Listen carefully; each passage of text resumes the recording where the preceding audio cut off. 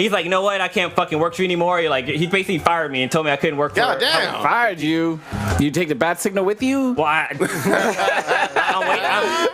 am waiting for that shit to happen. Like, new signal. Who this? Yeah. Superman symbol comes out. Yeah. Oh shit. There is a story so strange in its implications that it defies ordinary classification. I don't care if you've been waiting on your way through to bring a giant Toblerone all night. If you up, smash that like button. Welcome to Black and the Black Times Infinity. I'm your host, Cthulhu's Prodigy, coming to you live and direct from the Dro. Smoke me out, man, with that dang shit. On my left, your boy Stitch. Normally when someone passes away, you say they've gone to a better place. I don't know of very many other better places than the Playboy Mansion. Damn. Truth. Hard truth. On my far right, engineering on the ones and twos, choke people out on threes and fours, Chronos. You can call me the sage of the six danks, y'all. In the middle, we got the oldest ninja in the world, old Ninja. We must stack the halls of Grethor with those that are whack. We must send the souls of our enemies screaming the Stovacor. Today is a good day to die. Wow. All right. Indeed. Last but not least, we got your boy Blue. Hey, check it out. This is the #1 podcast for dankness. Not number 2 because that's poo poo. God damn it. Number 2 is poo poo. There you go. We back up in this bitch. Who we got as the listener of the goddamn motherfucking week? Listener of the week would be Roy Sandoval. Once again, thank you very much for continuing to listen. Love and Roy. First in the chat room would be Matt. Very nice. What up, Matt? Yes, yes. Love you. Much love to Matt. Special love to Matt. Pause. Take us away on our R.I.P. old ninja. Who we pouring out liquor to? Big one, breaking story. So we have breaking news. Just broke not less than 20 minutes ago. Is that Playboy founder and sexual revolutionary Hugh Hefner has passed away at the age of 91. Damn. He has a huge, impressive resume that would take literally a whole podcast to explain. But he basically started the Playboy magazine, men's magazine, revolutionized sexual revolution back in the 60s.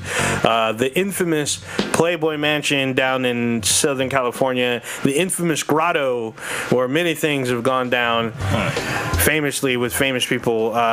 He's been involved with political affiliates. He's been in anything and everything. Started his own show. Has his own Playboy channel. He's been in a lot of pussy. That too. Why are we ignoring this? Yeah, well, if you let me finish, I get there. Since he actually has stock in Viagra, obviously.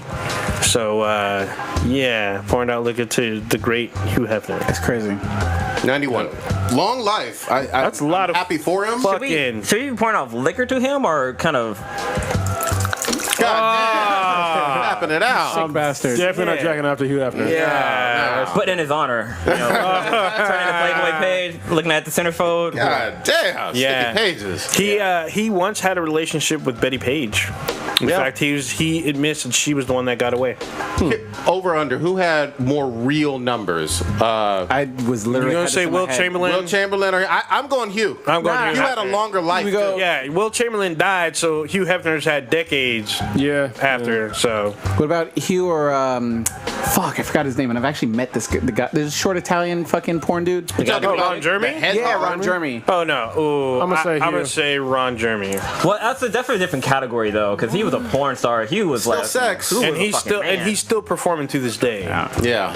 I just throwing it out there I think Hugh. because I know Jeremy and Rick Flair were going at it a couple days ago. Really? About numbers. Ric Flair almost fucking died. yeah, I guess he came back, but he was talking about how He's still talking. Yeah. Still talking shit. But yeah, R.I.P. to Hugh. like man. Hugh, he at least had like 4 chicks. Like he was married to 4 chicks at one time or something like that. Or Yeah, at least he had like one a chick wife and had like a bunch of he had, sides. like, He had 3 twins. girlfriends. That's how I got on the whole twin porn thing.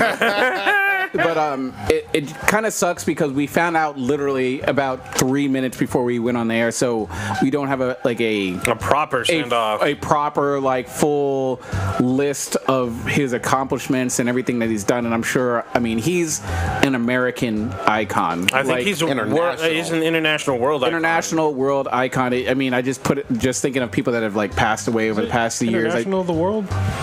Same difference.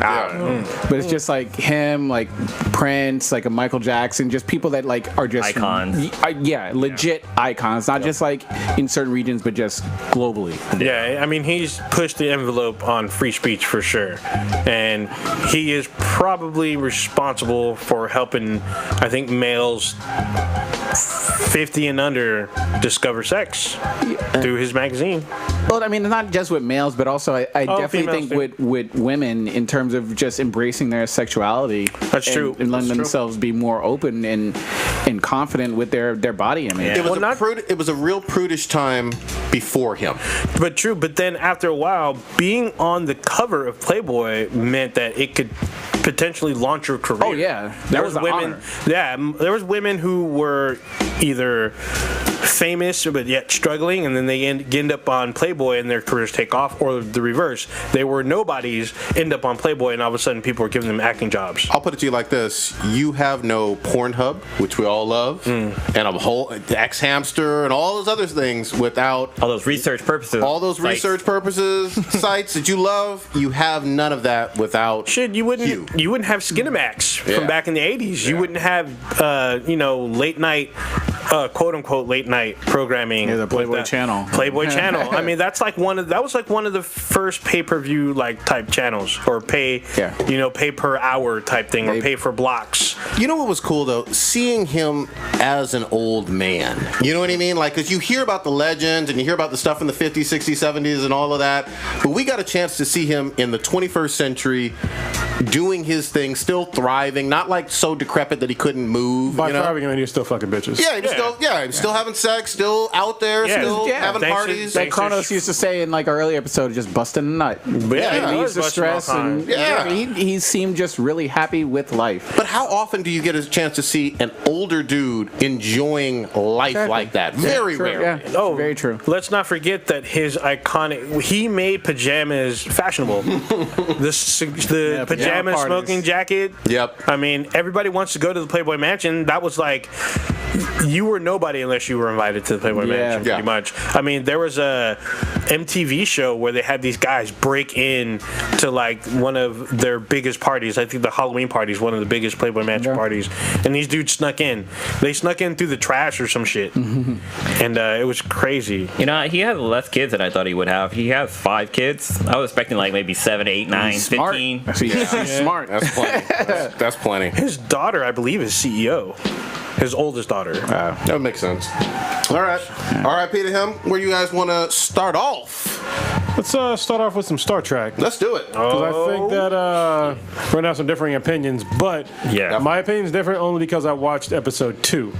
Okay. I watched Fair episode enough. 2 as well. Yeah. It's a whole different story. And I think they fucked up. I mean, they obviously already fucked up. Let's set the table. Yeah, I mean, we've talked about Star Trek Discovery all year long, ever since it was announced. And a lot of us are Star Trek fans. I think maybe yeah. even all of us are Star Trek fans. We're all excited about it. None of us had any problem with the casting or any of that shit. We're all on wax about that. I believe in make Trek, not war. Yeah, I mean, this is big shit for all fucking nerds. And CBS aired the pilot on Sunday for Star Trek Discovery. Let's jump in. What do we think of this? So the first episode, it was a decent start. It wasn't anything really groundbreaking. It ended on kind of like a big cliffhanger, and you knew that stuff was going to get set up, and that's where it goes into like the parts that were kind of fucked up. Are you the only one that's seen the second episode? No, I've seen the first one. I've seen the second episode. Okay. I literally saw it before the cast. So Yeah, same here. I want to separate the controversy of what happens after the first episode to like just the first. What did you think about the first episode? Okay. on its Okay. own? And then we'll talk about the controversy. For me, this was some of the worst sci-fi television writing I'd seen literally this century. Wow. Really? Yeah. Battlestar Galactica, the 2004 version, had high stakes right off the bat with the pilot. Oh, check it out. So, fun fact, the guy who started Battlestar Galactica, Ronald D. Moore, he came off of Deep Space Nine. He's one of the co-creators. Okay, but What's that got to do with this, though? Yeah, Because he's from the Star Trek universe. He moved over to BSG. But he didn't do shit on Discovery. They could have used him for the pilot, man. Possibly. They set off nukes, you know, they're almost killing off the human race with the Cylons in that one. And it's hard for me. You know how we talked about Iron Fist in a world where Into the Badlands existed? It felt to me like that because I feel like Stargate Universe, Firefly, BSG, The Expanse, all had much better pilots. I'm only talking about episode 1. That's all I fucking saw. Totally understand. From a writing standpoint, I did not get a sense, and I got plenty of other points, but I didn't get a sense of any characters that I liked. For me, And, it's and I'm sorry, one more quick point. Okay. How dare you have some Daft Punk looking wannabe on the fucking Star? Yeah. What the fuck was that shit? He's a new Data. He literally looked like like a Daft Punk. Am I tripping or not? Yeah, that's literally what I said when I was watching it. Sorry, someone else jump in here. I mean, there's some issues with it, but I'm still going to let it play out before I either give it a full thumbs down or full Just thumbs talk about up. the first episode. What did you think? I enjoyed it for what it was. I mean, doesn't need to be all world breaking. I mean, each show, a lot of times I need to take time to invest in a character. I don't expect you to win me over and be all down for character A, character B, character C after one episode. So I'll let it organically develop. Let me tell the story. Let me become personally invested in these characters, and I'll see where you go with that. Now, if you're doing nothing and you're just going in a hamster wheel, then we'll see. What's your cutoff episode limit? I like for most of the time I go around like 3 or 4-ish.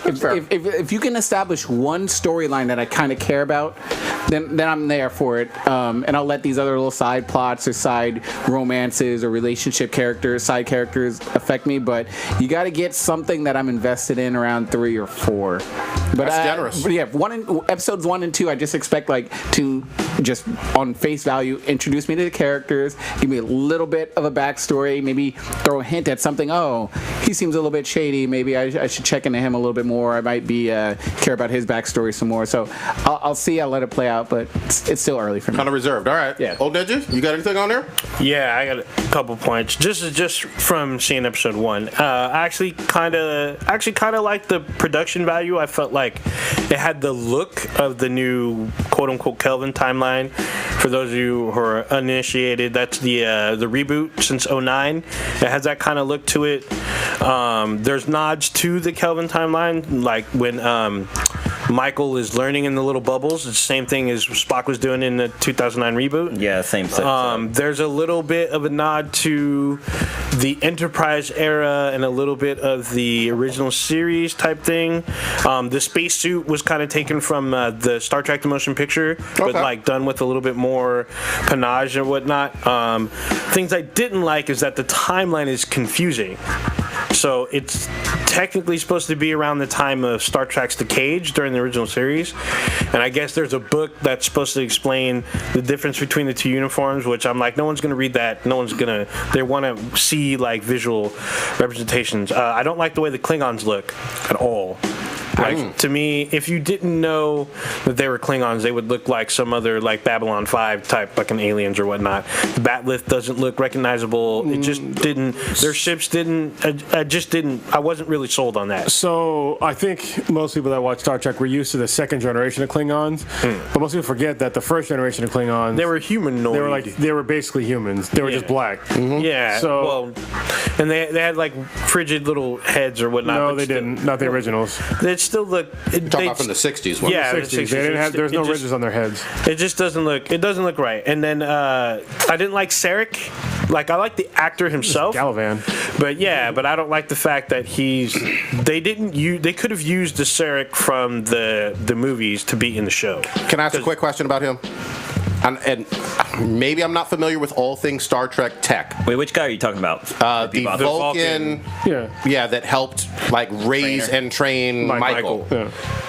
If you're a hologram, how do you sit on a chair in real reality? That was odd to me. Did you notice that, or did it just bother me and I'm the weirdo here? Well, but he was that. like a hologram on that phone call, and then he sat down, and I was like, whoa, what the fuck is happening here? They do that in a lot of movies. Holograms? Yeah, for example, the Kingsman. There's like a scene where they're sitting around the table and everybody's like sitting down. Sitting down. Yeah, Is the hologram sitting in their reality on a table? Yeah, most likely. Interesting. I've never. It's weird. Yeah, I've been slipping even- on that. Because he sat down perfectly in her reality on a like a chair or something. Yeah, I mean, we don't know. Even in Star Wars, like the what's not Obi-Wan? Palpatine, but no, in the most recent one, with the giant dude that was kind of training. Yes. What's the name? He was sitting, I believe. Oh, Snoke was sitting on a chair. Yeah. Yeah, but So, you know what I'm saying? A chair in her world. Yeah, we're all it's mentioning things. It's the reverse with Force Awakens. It's a chair in our world, but he's sitting down as hologram. Okay, maybe it's And same thing like Blue said. there's a precedent. Kingsman does that as well. Yeah. So. All right. Sorry, Blue, get in here. What do you got on this? So for the pilot, I actually thought it was pretty good. It was the Cleon's like Oninja was saying. It was kind of weird. It's because I'm so used to the old school way with like the new generation, how they had like hair and like the ridges on their face and stuff like Commander Worf, right? He was a Cleon, right? Yeah. Yeah, but even that, their faces are all puffy and shit, and they have white eyes. I'm like, what the fuck? I feel that. So in the pilot, they talked about how like the Cleons haven't been around for like 100 years, and so I'm thinking they might have evolved, or maybe they're not really Cleons. They might be like clones or some shit. So that's the theory I'm running with right now. Possibly. But I definitely thought it was interesting in the beginning how the captain and Michelle or Michael was walking around in the desert and stuff like that, and she's like, oh yeah, that's like a calling card or whatever, and they actually made like the logo for the Enterprise, which was fucking cool. I was like, oh, that's dope. But yeah, so far I'm liking it. The relationship between the captain and the second commander, Michael, I think it's kind of interesting because they're kind of bumping heads, kind of like how Spock and Kirk did in the recent movie. I didn't like each other, but they were still kind of friends. Dude, she attacked the superior officer on some bullshit. Yeah. And she was reckless. Well, it wasn't.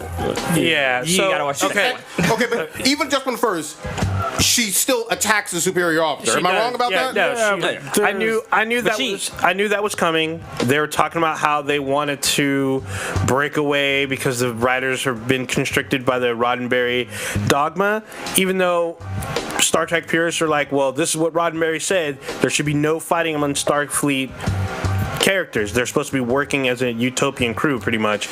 But if you think everybody's gonna die, yeah, but I don't like Michael at all. Michael broke the chain of command. Oh, but you haven't seen the second episode. yeah, you haven't seen the second episode, so let's get into it. So, first of all, there's a huge controversy that we haven't mentioned about the show.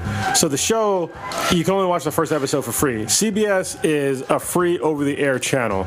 It's a basic channel that's normally free, and normally when you have basic channels and you pay for any sort of cable or dish or whatever the fuck, you can use your login to get their back catalog. All right. So what CBS is doing now is they're making this thing called CBS All Access, which has been around for a while, and apparently you can only get episodes 2 and beyond only on CBS All Access. True. All right. And the minimum amount you have to pay for CBS All Access is $6, and with that $6, you still get fucking commercials, which is entirely Are you kidding me? goddamn bullshit. Yeah, they're double dipping. Wow. They're double dipping, and so you need to pay $10 a month to get No commercial? To get no commercials. It's fucking bullshit. So basically, you're paying that money just for one fucking show, because everything else you can watch for free over the air. Yeah, because they had everything. the Emmys were on CBS. But hold on, one quick second. I got to clarify this on CBS All Access.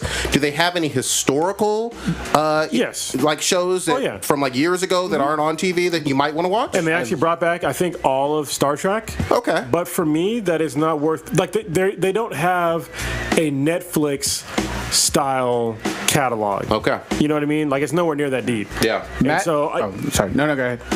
So I'm sorry, you cannot charge somebody that much money with that little of content. You know, what was, Matt gives 2 quick points. He says, you are introduced to characters far better through story. Seeing them do things that define their character is definitely more powerful than hearing people talk about it. Then also he says, a friend and him were talking about the Star Trek problem, which is that everyone views it as this high, lofty sci-fi, but in reality it's a show just full of tropes. What are your thoughts on that? I don't agree on that, but let me just elaborate on a couple other things Okay. too, though. I think CBS would have been far better served had they have showed episode 1 and 2.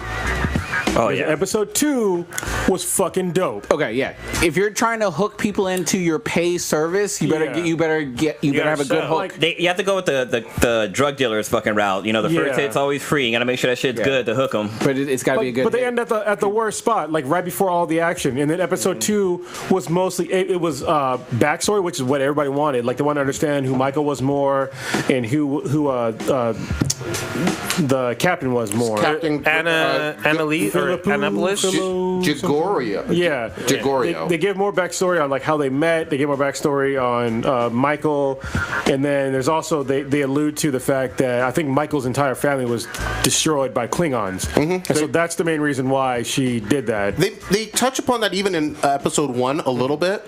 Yeah, but then like in episode 2, like it really gets driven home. Like there's consequences that happen in episode 2, Well, it wasn't. and they're dire. It wasn't just her family. Like also like the whole like the people who were training her. Like her whole school stuff was fucking like murdered as well, which they showed in the second one. And then it shows who saved her, which was Sarek.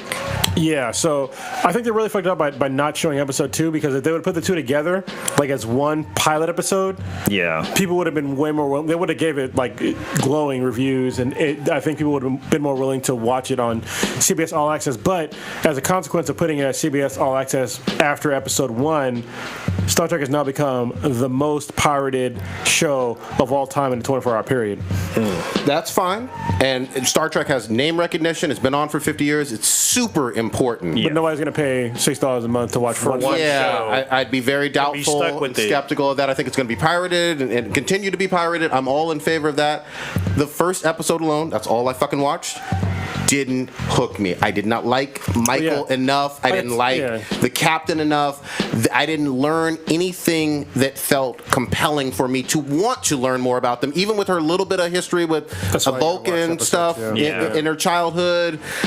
She seemed like an asshole. I mean, I just got to be blunt, you know? The thing that was difficult for me was that she had that whole not Klingon but Vulcan mentality, because that's how she was trained. So she's a human who was trained with Vulcans. So with Vulcans, their whole thing is to suppress your emotions. It's all logic. So that's why she was so like ice cold. But they also mentioned that she's been with the captain for like I think 7 years. Yeah, but as well. So she's yeah. had both. I mean, she's like, been around humans too, right? Yeah. Well, not so much, because her family was killed off earlier when she was young, and she was kind of adopted with the Vulcans. But with the captain in the second episode, they talk about how the reason why she's even on the ship is that she knew that she was a human that was trained with Vulcans, and she was going to the captain had hope that she can show her humanity again instead of her just being a Vulcan. Like knowing the ways of the Vulcan. Yeah, Okay. and that's makes like sense. not explained at all in the first one. And it's just like they did such a poor job by they ended it at the worst fucking spot. Yeah. Like at the end of the second one, it's like literally when the series begins. Yeah, that's where and it it's just should have. like holy shit. Okay, now I want to watch the rest. Yeah, there's not even a real direct threat from the first one that's like galaxy wide per se. Oh, it's on the second one.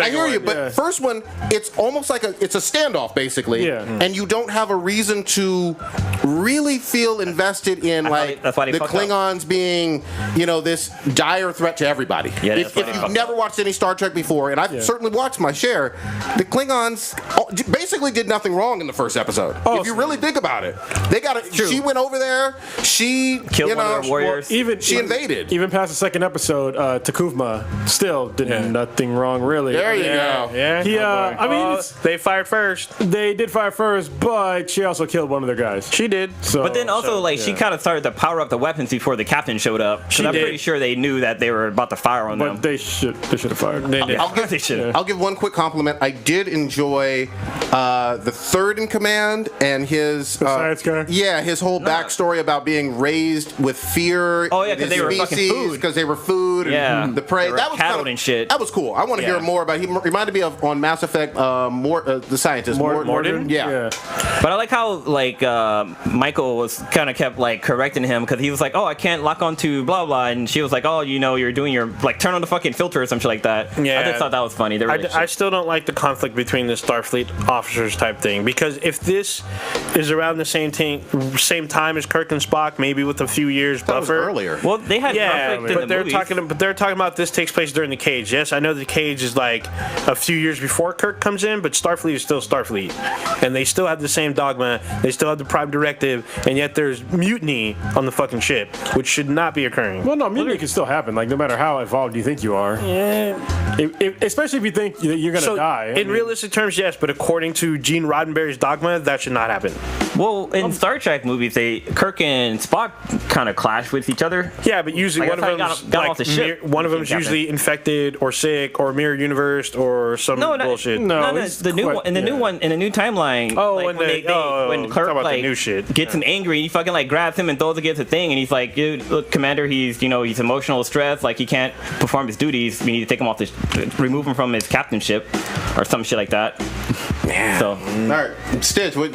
I kind of lukewarm. have you seen on the this. second one? I haven't seen the second one. man. That's why I'm sort of just like I'm taking it all in, and I'll decide when I did do it see air, or when did it get become available? So let me ask you this. So since 3 of us haven't seen the second episode, It'll change your mind for sure. It's it's being pirated and all that. How like aggressive are you going to be in trying to see that one way or another? I'll watch it because I mean it's Star Trek. Okay. So it's just off name alone. I expect a certain quality and I expect a good story. Okay. Just based on the history throughout decades of if you're putting a Star Trek label on it, I expect it to have a certain level of quality. Fair enough. It's not Fear the Walking Dead.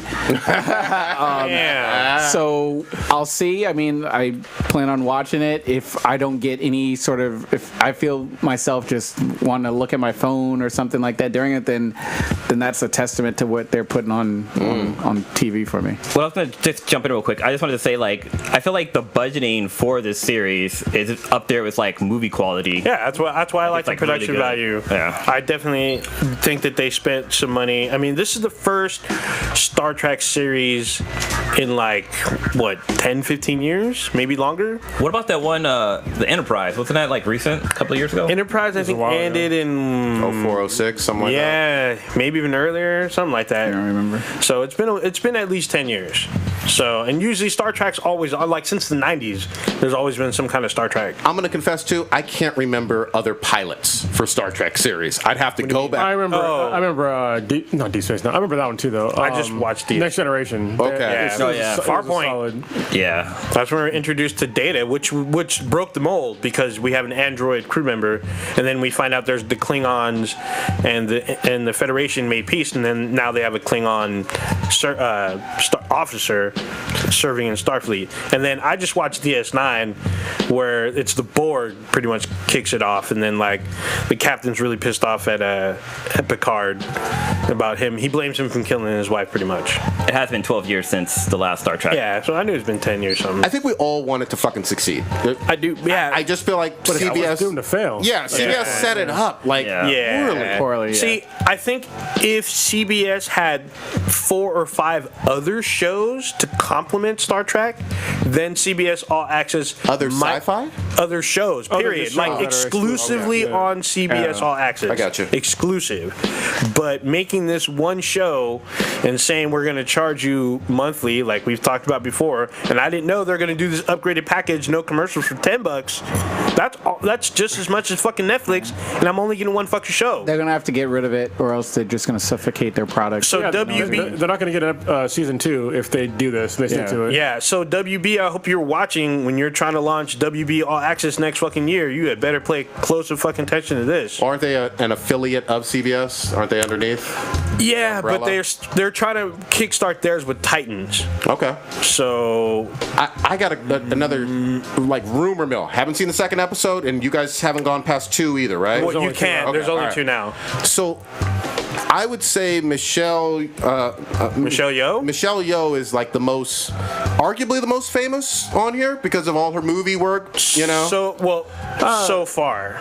Is she okay? So you kind of wavering like because are you No, I saying mean, well, she used to be an action star, so I don't know if everybody knows her from being like a kung fu flick chick. So. But in addition to that, we get Jason Isaacs, who's been in like everything. He's most famous for being Malfoy's father. Yeah. okay?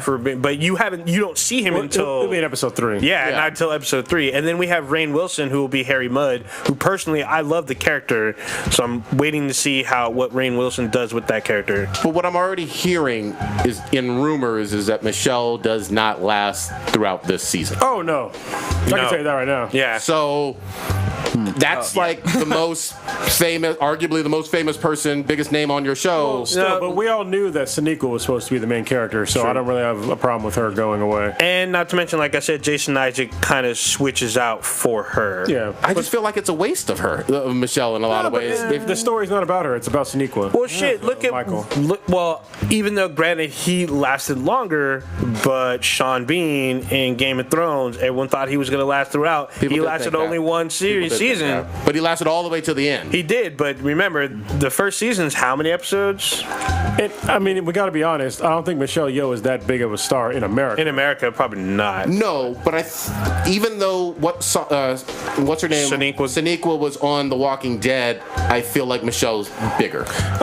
What has Michelle Yeoh been a lead in America that's been a hit? She wasn't a knockdown, drag out lead, but she was the big one in Crouching Tiger, Hidden Dragon. Not the lead, but Yeah, she wasn't the lead.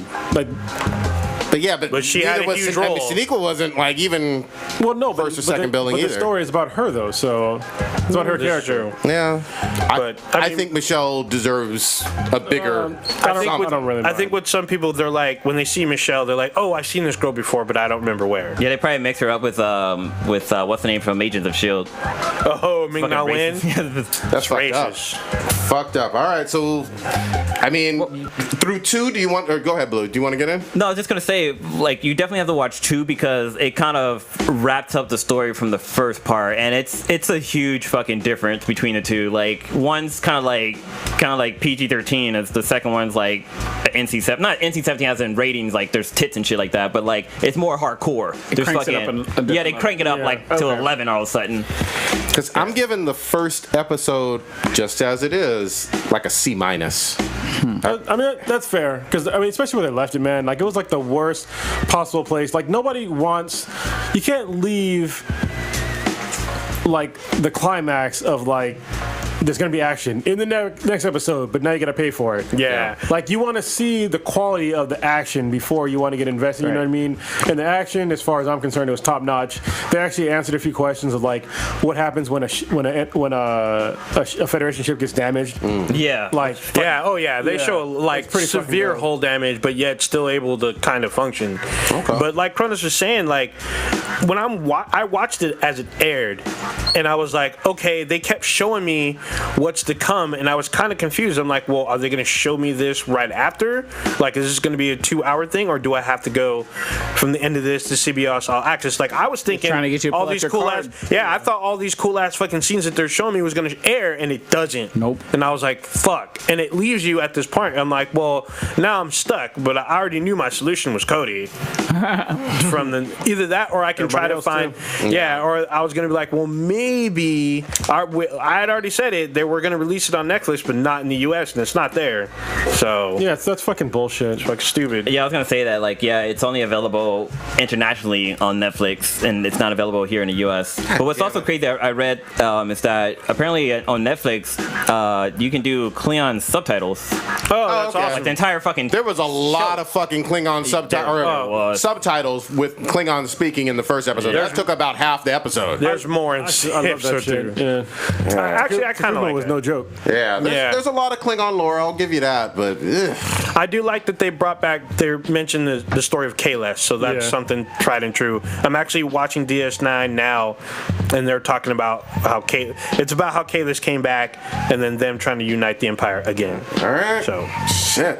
Well, stay tuned. You know, you guys, it sounds like are gonna watch some more. Oh yeah, as long as my Cody's updated Sunday night when they release episode 3, watch that then. Yeah, you're not gonna convince me to pay for something that's fucking free. That's supposed to be free.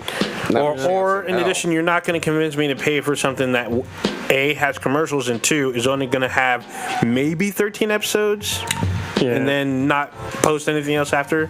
Like all the other shit that you have that I could watch over the air, you're gonna put on CBS All Access. Why am I gonna do that? Fuck it. You know what they should do instead of like making a TV series? They should have made a fucking movie. Yeah. Yeah. He would pay for that. I'm not gonna pay for a TV series. Yeah, like made for TV movie kind of thing. Yeah. Oh, that would have been cool. fine. It would have been fine. 2-hour event, I would have been totally with it. There you go. Where should we go? Do you want to? Actually, you want to give a quick update, Blue, on the fact that you are finally playing the game that is your life? So check it out. Last year I played this game called Batman by Telltale Games, and it was fucking dope. It was probably one of the most brutal Batman game I've ever played, and for some reason I forgot. I forgot how fucking brutal that game is because I played episode 1 recently of season 2, and holy, like motherfuckers are getting their heads chopped off, Nice. like on screen, fucking people getting their head bashed in, like it's fucking ridiculous, and it comes out of nowhere. Like you just be chilling, all of a sudden somebody's fucking dead, somebody gets shot in the head, and their fucking head explode into the camera and shit like that. But this game is the most stressful game I've ever played, and also makes me realize that I can never be fucking Batman because Oh no, you giving up? I'm not giving up. I'm not giving up, but I'm just saying, like, if I was Batman, motherfuckers gonna be dying. Like, there's no, I've killed off so many people by mistakes, and I'm like, looking back, like, dude, what the fuck did I do? Like, I fucked up decisions, man. I did. Batman ain't supposed to be killing folk. I'm not killing folks, but I'm letting people get killed. Weren't you the one that was just like purposely sending Clementine, a fucking 5-year-old, down a horrible path in Walking Dead? She had it coming though. Like seriously. Damn. She more You were grown supposed than to she play looked. like a father figure to Clementine in like the first like 2 seasons I didn't get of that Walking memo. Dead. Chaotic evil, bro. He's got to be at least be Batman, where he's got to make some hard decisions. Yo, man, I'm making some of the characters are in this series now. It's they introduced Amanda Waller. Oh, nice. She's in there, and her fucking whole agency is there, and you have to build a relationship between her and fucking Commissioner Gordon, and your relationship. Well, at least for me, so the game continues after the first one. Yeah. So whatever storyline you ended up with the first one rolls into the second one. So I ended with a good storyline. So me and Commissioner Gordon have a good like relationship.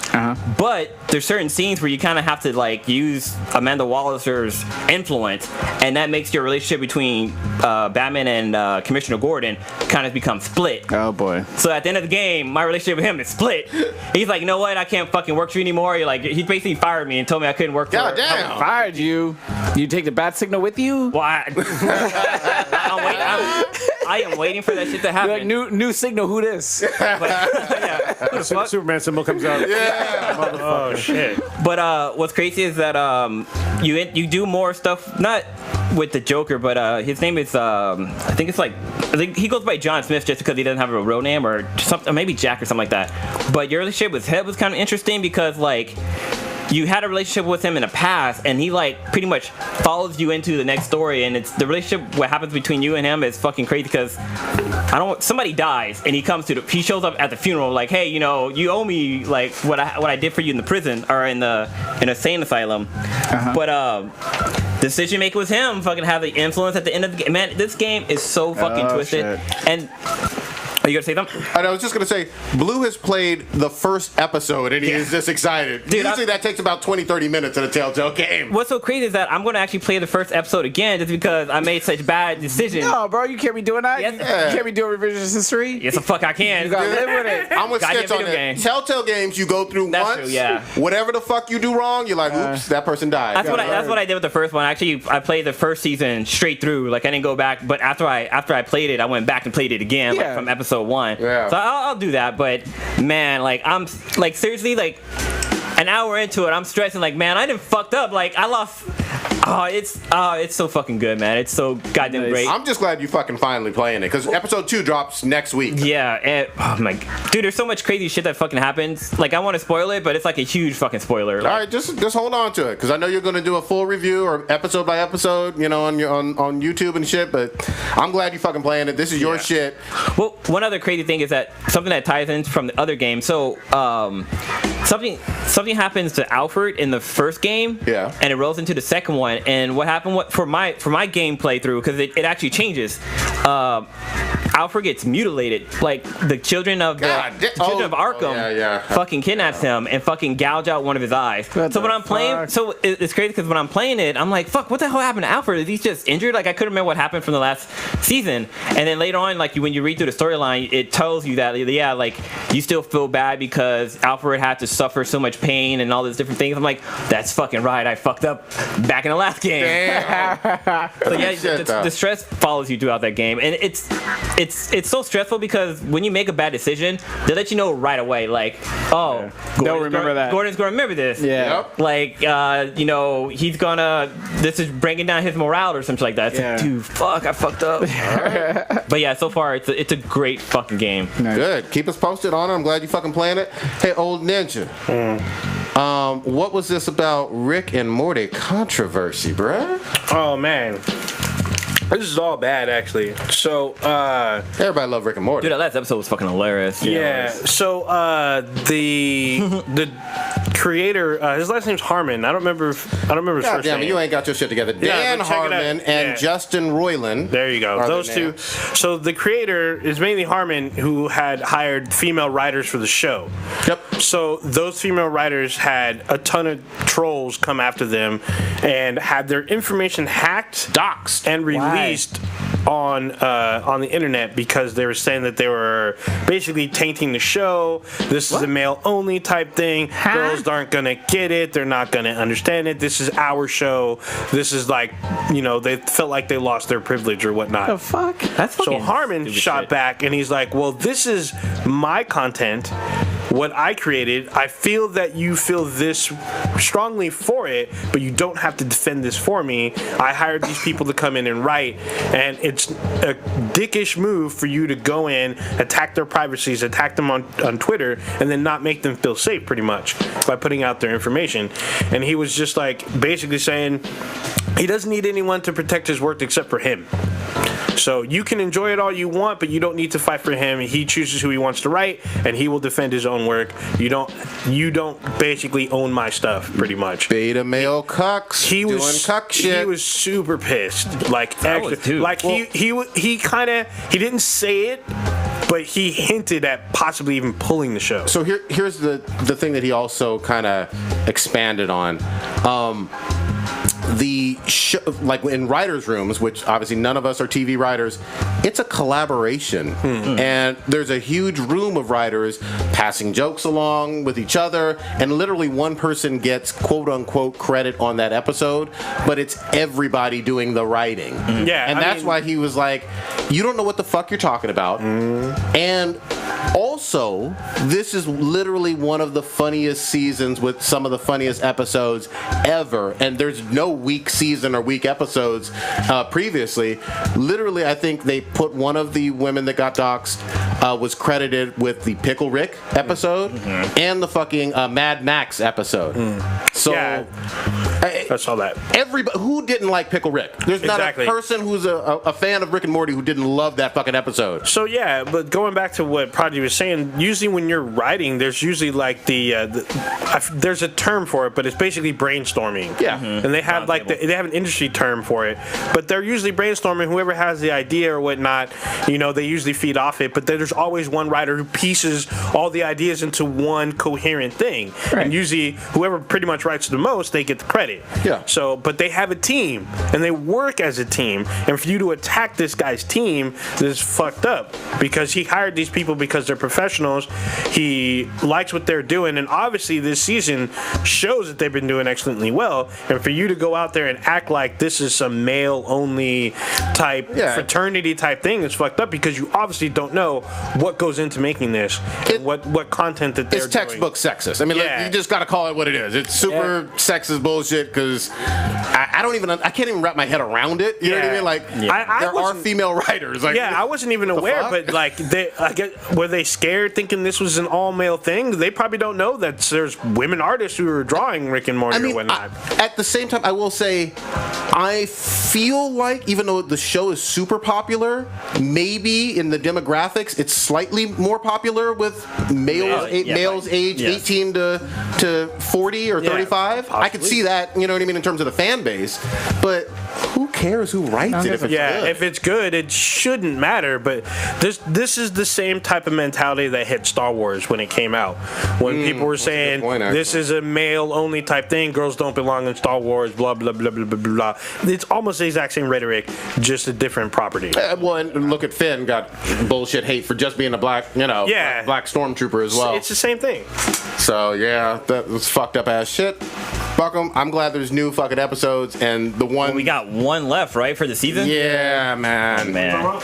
Rick and Morty.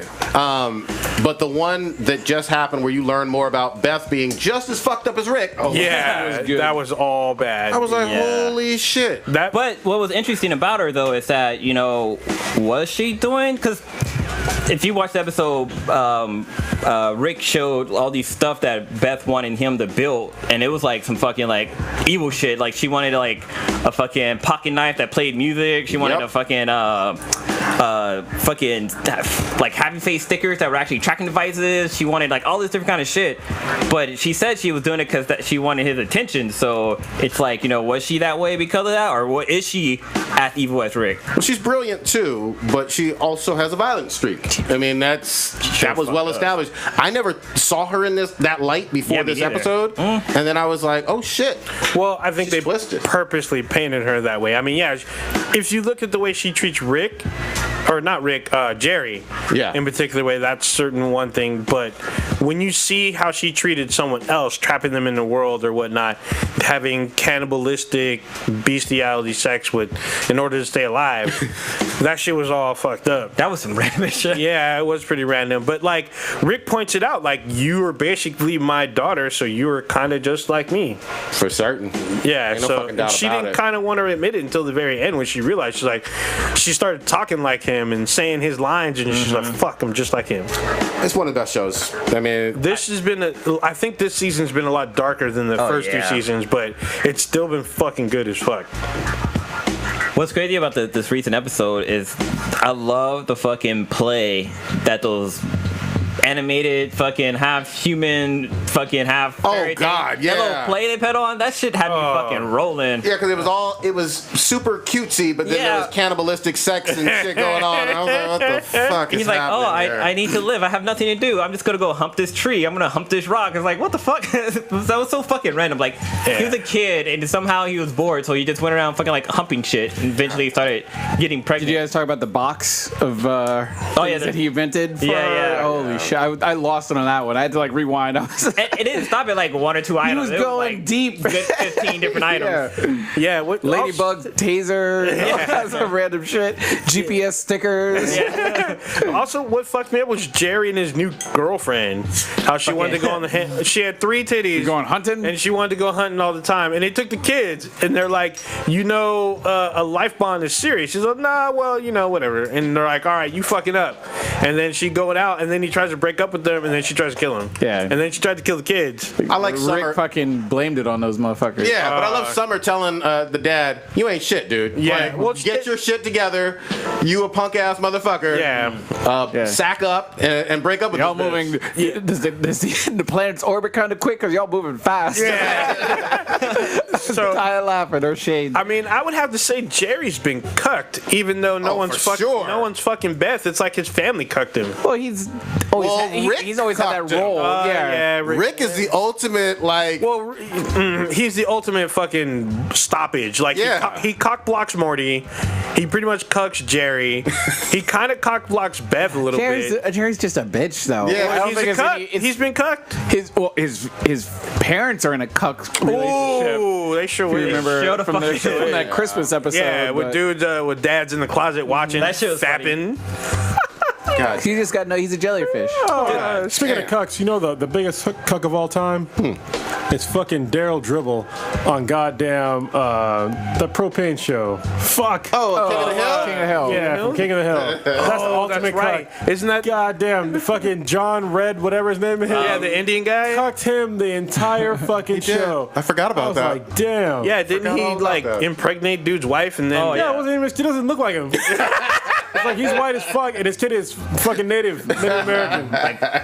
Super bad. It's so. I remember that episode when like some chick came over and she had a daughter who happened to look just like his son. So he was like, "Oh, the aliens took her too," and blah blah. Damn. But what's crazy at the end of the Rick and Morty, after the credits, there's like a scene with an answer machine. Did you remember that part? Yeah. That shit was funny. It's like where Rick is calling in and saying, "Hey, you know that one chick, her boyfriend who was coming after you to kill you. Don't worry, I took care of him."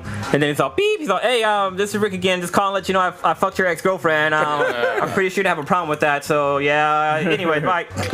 God damn. I love the fucking after credits shit. Like you have to It's stay always and watch classic. them. Yeah, It's always classic. It's always funny because I always tell people, did you stay after the credits? They're like, no, I didn't know. Yeah, this you was miss a happening." lot of It's like shit. doing that bullshit in the MCU It hurts me that I'm movie. caught up to it now because I thoroughly enjoyed that marathon of Rick and Morty. Oh, yeah. Made all Ninja Widow. That was good times. I sure was. That shit was fucking my mind up. I was like, dude, I'm fucked up after this. All right. Carlos? Yeah, all right. So our next section of the podcast here will be sponsored by GameFly. GameFly is it's better than Netflix, y'all. So what they do is they're a subscription service where you give to them a list. Say you want to play like 5 games. You write down a list of 5 games, send it to them, and they will send to you the first game on your list. When you send it back to them, they'll send you the next one on your list automatically. It's a pretty dope service. It's a great way to game if you're on a budget, or if you're just lazy, or if you just like playing a bunch of games and just saving some money. You don't even got to be cheap or broke or whatever. Like the fuck Horde. matter. But which games can I get, Kronos? They have over 8,000 new and used games for pretty much. 8,000? Yeah, for Over 7,000? yeah, over 9. They should say over 9,000. Well, that's what I said. Yeah, they're messing this up, man. Originally it was 8,000 in the original manga. Yeah, for pretty much any console that's out right now. You can get Switch, PS4, PS3, Xbox One, 360, all that crap. So, and they also have movies. So I see on here they have Spider-Man Homecoming that's coming out in October, which is an awful movie that I didn't watch. So, You're the only one. but yeah, there's some upcoming games that y'all might want to play, and some games that are already out.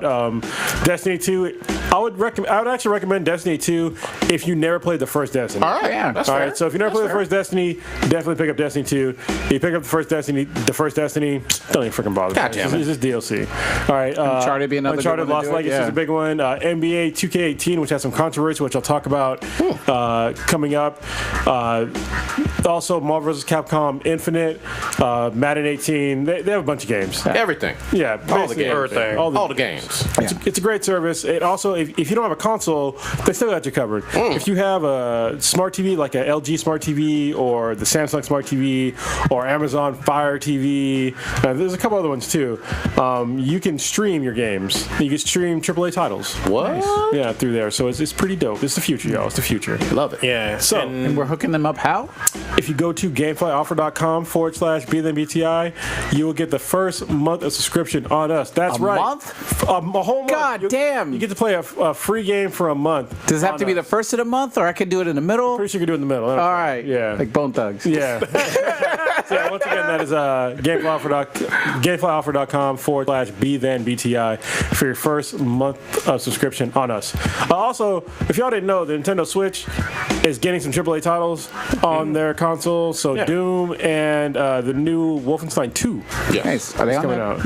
No. Yes, they This- are. Okay. They're on GameFly. This is awesome. a good time to kind of get this because we're entering the fall and a lot of games are about to come out. Yes. If you is broke and you need to get Yeah. Christmas gifts, this is a great opportunity for you to get games, keep gaming, and still be able to get If gifts. you don't know if you want to drop $60 on a game, but you know you're kind of interested in something, this is absolutely perfect for you. It saves your money in your pocket, and you get to play it however long you want.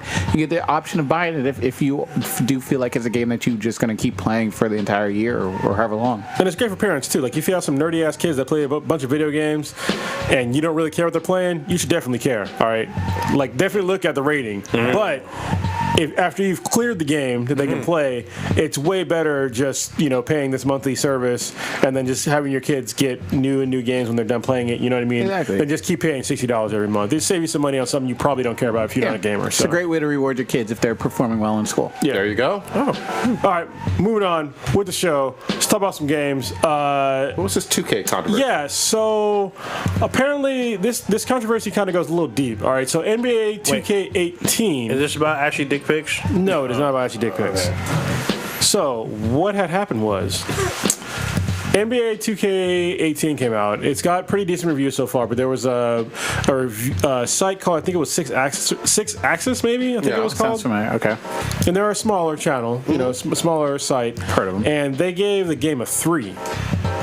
And Unheard of. yeah, so Why? EA contacted them and requested that they look over their review and just basically to get a different score. Okay. So the reason why the guy gave it a 3, he said it wasn't based on the content. It wasn't based on the gameplay of the game, like the core gameplay mechanics or anything like that. What was it based on? It was based on their use of microtransactions in the game. And he said basically in the game, the way it was when it was presented to him is that you had a microtransaction basically everything. If you want to change your haircut in the game, it was a microtransaction. If you want to get a different jersey, microtransaction. You want to change your fucking shoes, microtransaction. Okay. This is for that story mode or whatever that they're talking Well, about. no, just even for just if you have say if you have like Kobe Bryant, you want to change his hair, microtransaction, change his hair. So you have to use real world money to make digital transactions inside the game. Yes, or grind. And they said, and the grind was super, it was way too long to grind on it for basically little payoff. So the problem, and I just got this game, so I'm gonna see what's what very, very soon. Probably next week, give a little bit of an update. And I think they already changed some of it. Even no matter what, there's a precedent for this. I mean, Overwatch, everybody fucking loved. Blizzard's big game from last year, still going strong. Millions of people playing. Has all kinds of microtransactions, and if you don't get in on those, you literally they're for cosmetic stuff, just like he mentioned for shoes and jerseys and haircuts and whatnot. But if you don't want them, you don't need them. They don't affect how the game is played. It just affects how your character looks. And in Overwatch, you can grind or you can pay. Yeah, I play MLB The Show, and they have a similar aspect to it in terms of if you play and do this many events or hit this many home runs in the time period, you'll get bonus cards and etc. And you get special gear like bats or batting gloves, shoes, etc. So that's nothing new. I have not played the NBA 2K series. Ever. So I don't know if this is something that just popped up or if they just became really constrictive about the level of grinding that you need to do to reasonably do shit for your character. Yeah, he said it was pretty excessive. How much do you really want to play a basketball game and grind just to get a fucking haircut? Well, for some players, players are going to want to do that. And I don't fault the ones who per se want to do. I'm not going to. There's no way I'm going to just grind just for something that's cosmetic. To me, I look at it like in fighting games, literally having Ken or Ryu have a different color. Instead of praying the top or light mini punch or medium high to get different colors, instead of making you pay. MMOs, I get it, because MMOs kind of, especially if they're free to play, that's how they make money. It's microtransactions. Yeah, but if you play a $60 game, you shouldn't. For cosmetic issues, that's this is where totally different. Destiny 2 does the same thing. Everyone was bitching and moaning about microtransactions. If you look, it's all fucking cosmetic. Well, I think we'll be able to explain it better in detail once Prodigy plays it a little bit, because I know familiarizing myself yet again with the MLB aspect of it, where their main thing that they promote is Road to the Show, and essentially MLB has story mode. NBA has a story mode where at the beginning you create your own character. You can make him look like you, whoever, etc. You can do his hair however you want, and then essentially you progress from either going from just some random dude in Puerto Rico, and you progress story-wise trying to get to the big leagues. And I assume that's what it is in its own own separate journey with basketball. Now, however, where the microtransactions come in for the baseball game is like when you are they have this sort of legacy kind of thing where you can build your own squad. It's like a fantasy baseball aspect where you can be like, oh yeah, if you can play the game, and after a while they'll give you like a couple random like a pack. It's almost like if you for those nerds back in the day that used to collect baseball cards, you'd rip it up with a baseball card pack. You didn't know what the hell you had in it. Yeah. You might you might get a Frank Thomas King Griffey Jr. or you might get some dog shit fucking player that you've never heard of. And duplicates. Duplicates. Now you can earn those through your play, or you can spend whatever amount of money and earn those packs without grinding. Sometimes they'll be like, oh, this is a gold pack. It's guaranteed to get you one diamond rated player or one gold rated player. Now, I don't know how the NBA 2K aspect is doing that. If it's something over a haircut, that's kind of dumb. But then again, I wouldn't be trying to change the haircut on fucking Kobe Bryant. I'm not totally sure I don't know that grinding belongs in a sports game. Well, like at all. Well, I'm gonna unless you're trying to like raise physical attributes of the character. There's but some that's of that, different. but there's I know a lot of people who do the Madden. I haven't done it in years, but for Madden, franchise mode is something that certain friends of mine only grind in that. So they literally play like season after season after season to slightly tweak their GM score. Yeah, franchise stuff like an RPG. What I think is a little bit different is when you're doing this whole. I know that on Madden they have a mode where it's like you can get all-time players on your squad. Yeah. So you can be like, oh yeah, I want Dion as my cornerback, or I'll pay some money to get Joe Montana or whatever. So because a lot of times people go hard online, and I mean we've seen they do contests and stuff like that where you can essentially. And I know the Madden contest is passed last year. It wasn't just like you taking the 49ers from now versus the Rams of now. It was whatever squad that you earned through your grind is what you got to compete with in the Madden fucking tournament to get your money. So if you wanted to pay $100, $200 to make sure that you got Jerry Rice or Dion or Michael Irvin or Emmitt Smith, you were allowed to bring that squad because you earned it or you paid for it. Yep. It doesn't matter because essentially when you got the sticks in your hand, you got to be able to show that you can work the sticks and get a fucking thing. Now, I don't know if it, like I said before, I don't know how it works with the NBA game, and I'm not. All I play is franchise mode. I don't get into that, so that's where it becomes foggy. 2 quick points. Number one, GTA 5, which was by all accounts one of the most successful games of all time. Everybody's going to give it 9s and 10s, across the fucking board. The online stuff has a billion fucking microtransactions. And the other example I gave was Overwatch. Great games that we all fucking love. Microtransactions? Where? GTA 5 Online. Oh, where are they get? I'm confused. So I'm reading this more extensively, and so it goes into your attributes as well. Yeah. So just to upgrade your attributes, it's microtransactions. Okay. And you start off with you start off with 6,000, but I'm looking at this is like the base level guy. But you can either grind or pay. Yeah, and that's. But people do. I'm just trying to tell you, for 2K and for Madden, people do grind and get better. That's part of the game. Yeah, but it's that's paid. This is gonna be like a pay to win though thing, because basically you get just paid. If you take that player and you paid more and put him online, I agree that can be cheating, bullshit. Especially when you're talking about competitive play. Yeah, I'm all there with total you. Bullshit. But I do not agree. Back to the original premise, the whole reason why you brought this up with the controversy.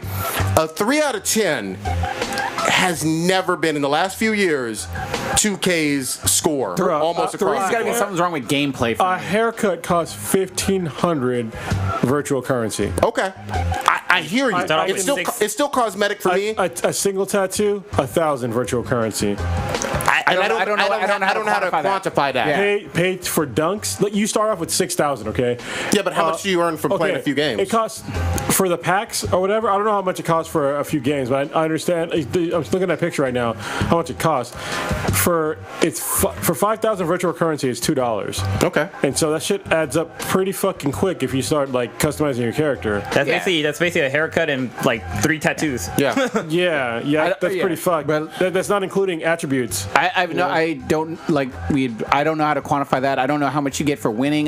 If you get a double, triple double, I don't know how much they reward you with. I don't know how to accumulate those points into terms of your play. But look back at previous 2K. Okay. So Has there ever been a 3? So somebody's comparing this. One fan estimated that in order to get an overall rating of 86 and not spend any money, you have to play over 200 games. Okay. Where do you start at? Level 1. Well, no, your rating's not going to be a 1. Oh, well, I think it's like, hold on. I think I had it up here. This one was like level 62. Okay. I think is where he started. But yeah, so to go up, less than... right around 25 levels. And then once again, like 200 games. That's a lot. I don't know how it works in terms of the basketball game, because when you're playing Road for the Show, normally a baseball is a 9-inning long game. Yep. But when you're playing as a single character, they only fast forward it to the moments where the ball is actually hit to you. That makes sense. So let's say you're an outfielder or whatever, you only essentially are playing waiting. your at bats, or when there is a time the ball is definitely going to come to you on the defensive end. So it's like, all right, I'm in a 6th inning. Either there's going to be a fly ball, line drive, or something, and I have to do something. So it's not like I'm standing in the outfield waiting pitch by pitch by pitch by pitch. But I don't know how this game works. I'm going to tell you this, and that estimate may be fair, or it may be wildly overestimated. I'm going to tell you directly by next week how far I'm able to grind. Because, like I said, I just got the game. I'll play it over this weekend. I'll probably even fucking Twitch it out. I've never seen a 2K game. A 3? I've never seen a 2K game in all this decade get a 3. Like, most of the time, it's 3? one of the most highly rated sports games year after year after year. And I think it's a little bullshit. I mean, if you are upset about one aspect of the game, and I don't know what his full review says, that's not enough to damn it to a 3. Well, I think I understand where he's coming from, but I understand where you're coming from too, man. I mean, honestly, I do. But it's like, listen, if I pay $60 for a game, and for every other game, customizing your own character is very basic, and it's not something that costs money. All right, in this one, it's a $60 game, and it costs you real-world money, unless you grind to get a character to look like what you want to look like.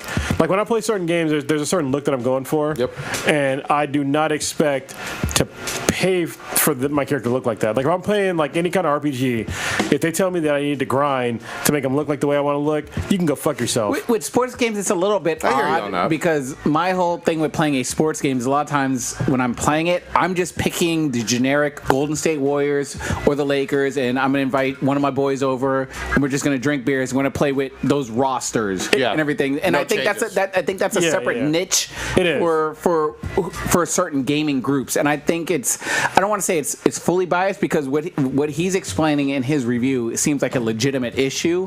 I just think that to ignore the other aspects of the game, like is online mode shitty? Is the exhibition shitty? But from what he's saying that this story mode has major flaws in it. I understand that is, if you're going to give that a 0, okay, I understand you hated that. Is the other part of the game good? Like, that's okay. So let me give you a scenario. What I want you to do is I want you to go home and ask Lilo if you were playing. Like, explain this whole scenario to her and be like, look, if you picked up a new game and you want to customize the character, and be like, no, you can't do this. You need X amount of points. And you don't have those points. And you got to pay for this or grind for 200 fucking games. Would you play the game anymore? I agree. Just to add context, My only thing Lilo is a customizable, super fan. Yeah. Most women are. Yeah, if I'm playing, I agree. If I'm playing a game like Skyrim or even Borderlands, then yeah, I'm like, what the fuck is this shit?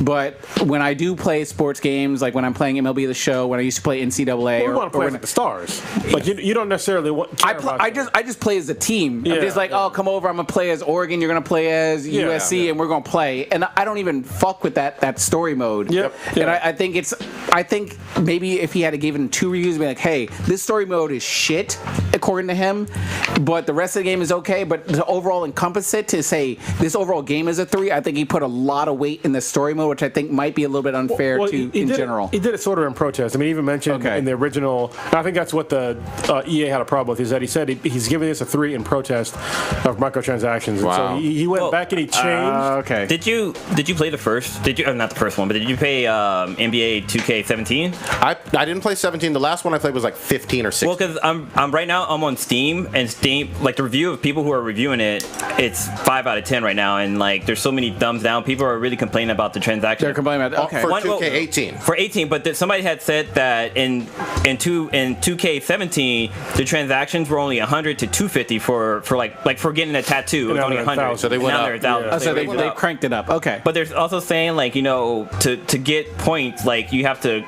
like you said, that you have to grind for it, but it's like you're barely getting anything.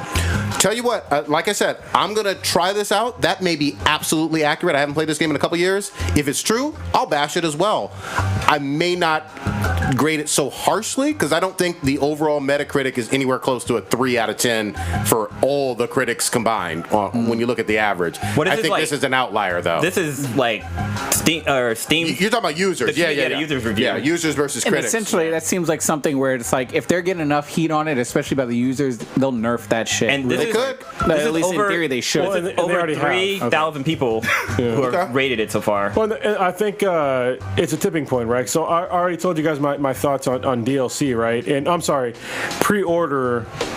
When you pre-order stuff and they have to pay for like the DLC shit, like Season pass. Yeah, I don't do that shit anymore because it's fucking bullshit. And I think the tipping point with that one, for me, it was Arkham Asylum. I think it was Arkham Asylum or Arkham Knight. Yeah, that was a tipping point for me.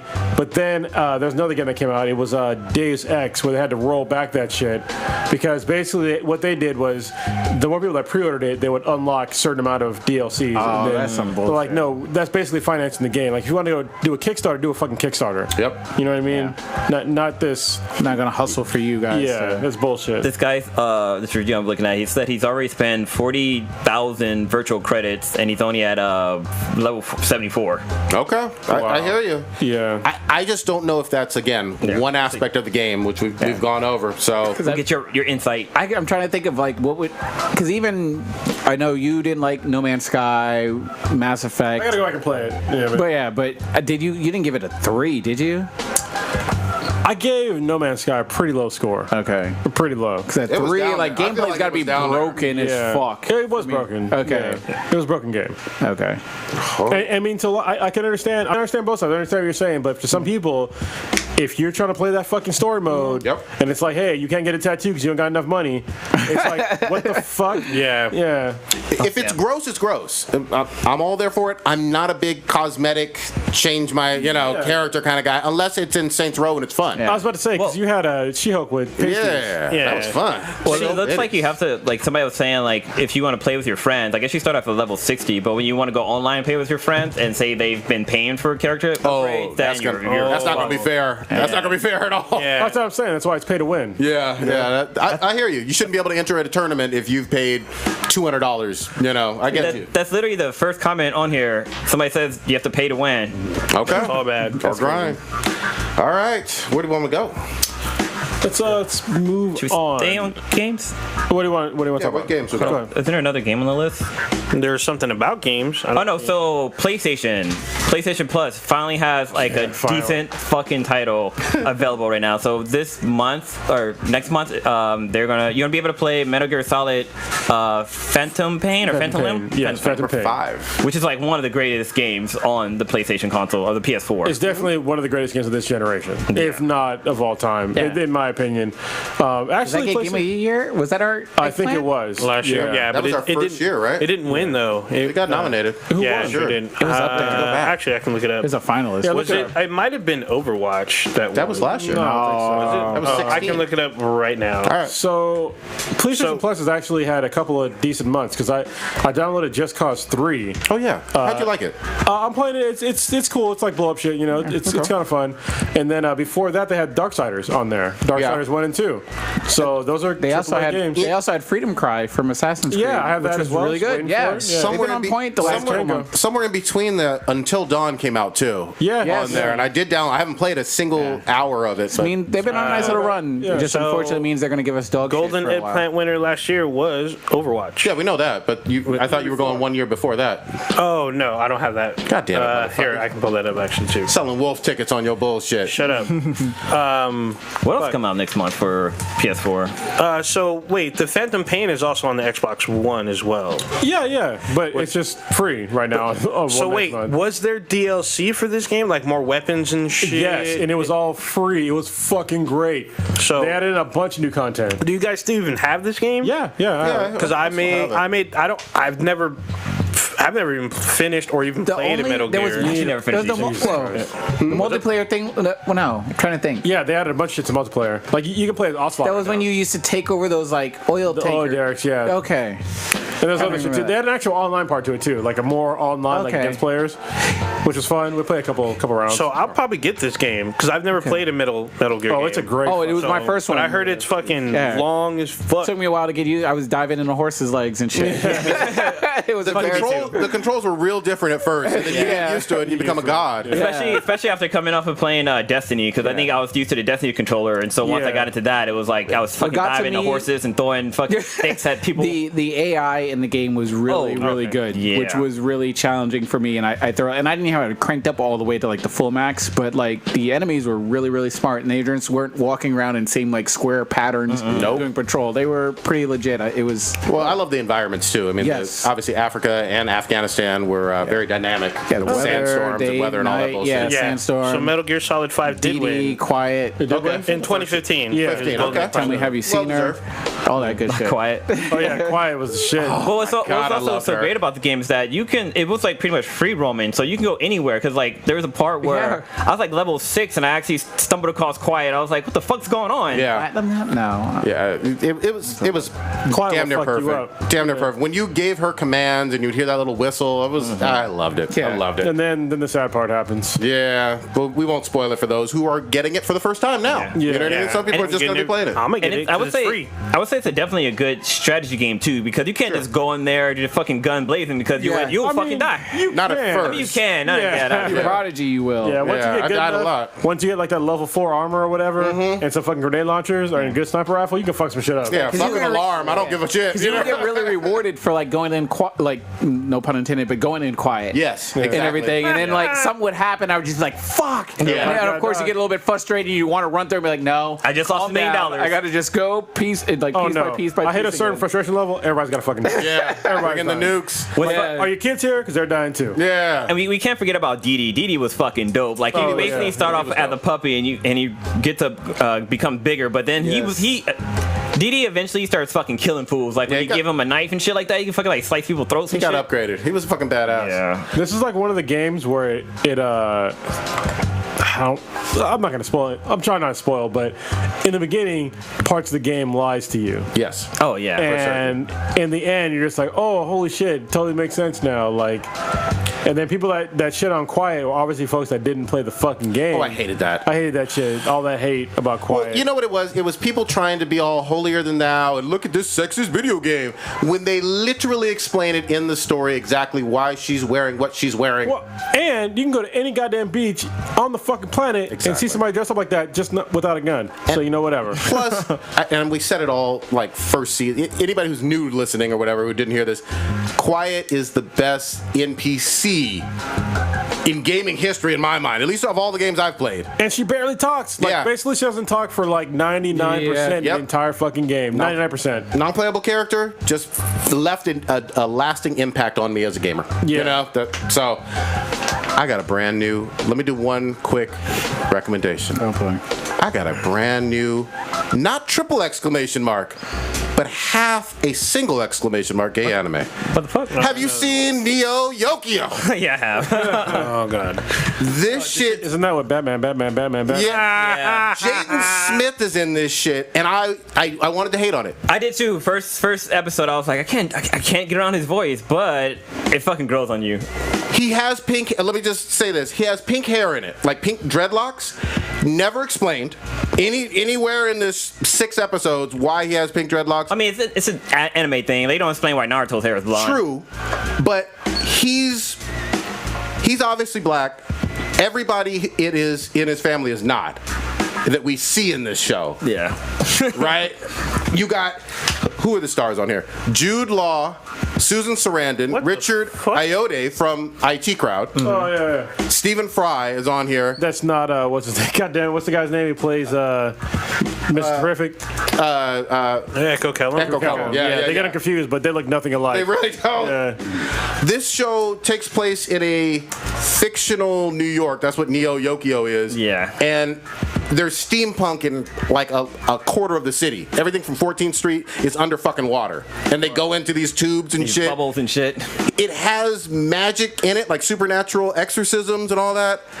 And he's fucking bougie. But it feels like Boondocks in a weird way. I mean, Bloom, get in here. What do you think about this show? So it's.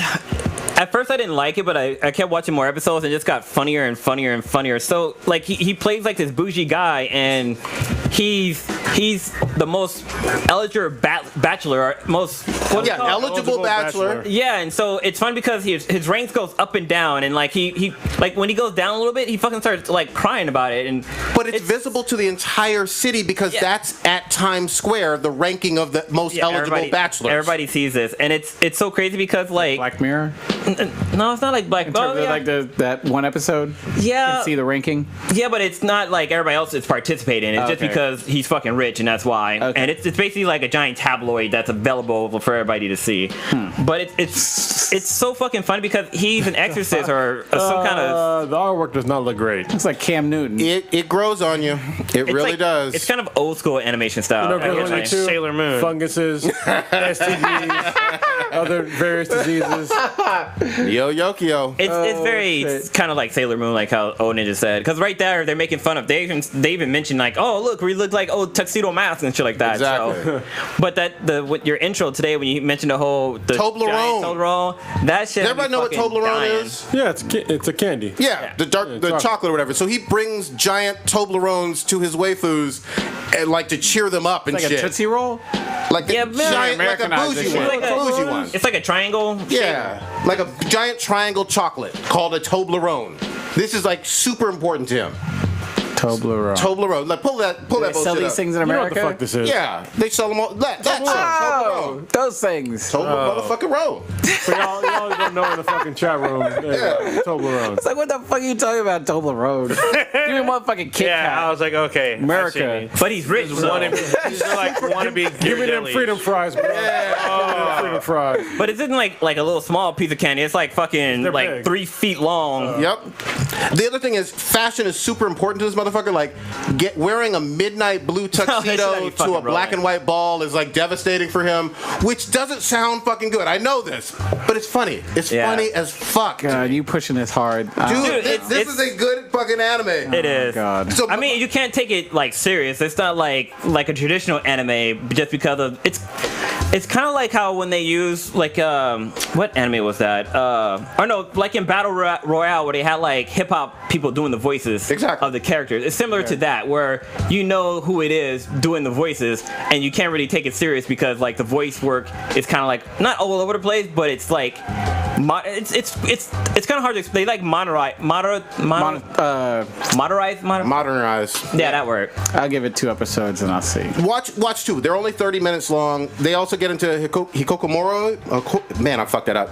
Hikikimori, which is like isolating yourself in a fucking room or whatever. That was huge shit, I guess, in Japanese culture. I wasn't familiar with this phrase Isn't until that this show. when you do a bad job at work? Is that what you're talking about? No, this is like literally just isolating yourself. I had to look it up. So pulling like inward, being confined, acute social withdrawal. Oh, okay, I'm thinking Withdrawal. of, It's like solitary confinement. I'm thinking Yeah. of the window seat. You guys know about this? Window seat? Yeah. So in Japanese culture, if you do a bad job at work and you're like a decently high up individual, Yeah. what they do to punish you is they give you an office with a view. Okay. And you sit in there and you do fucking nothing. Damn.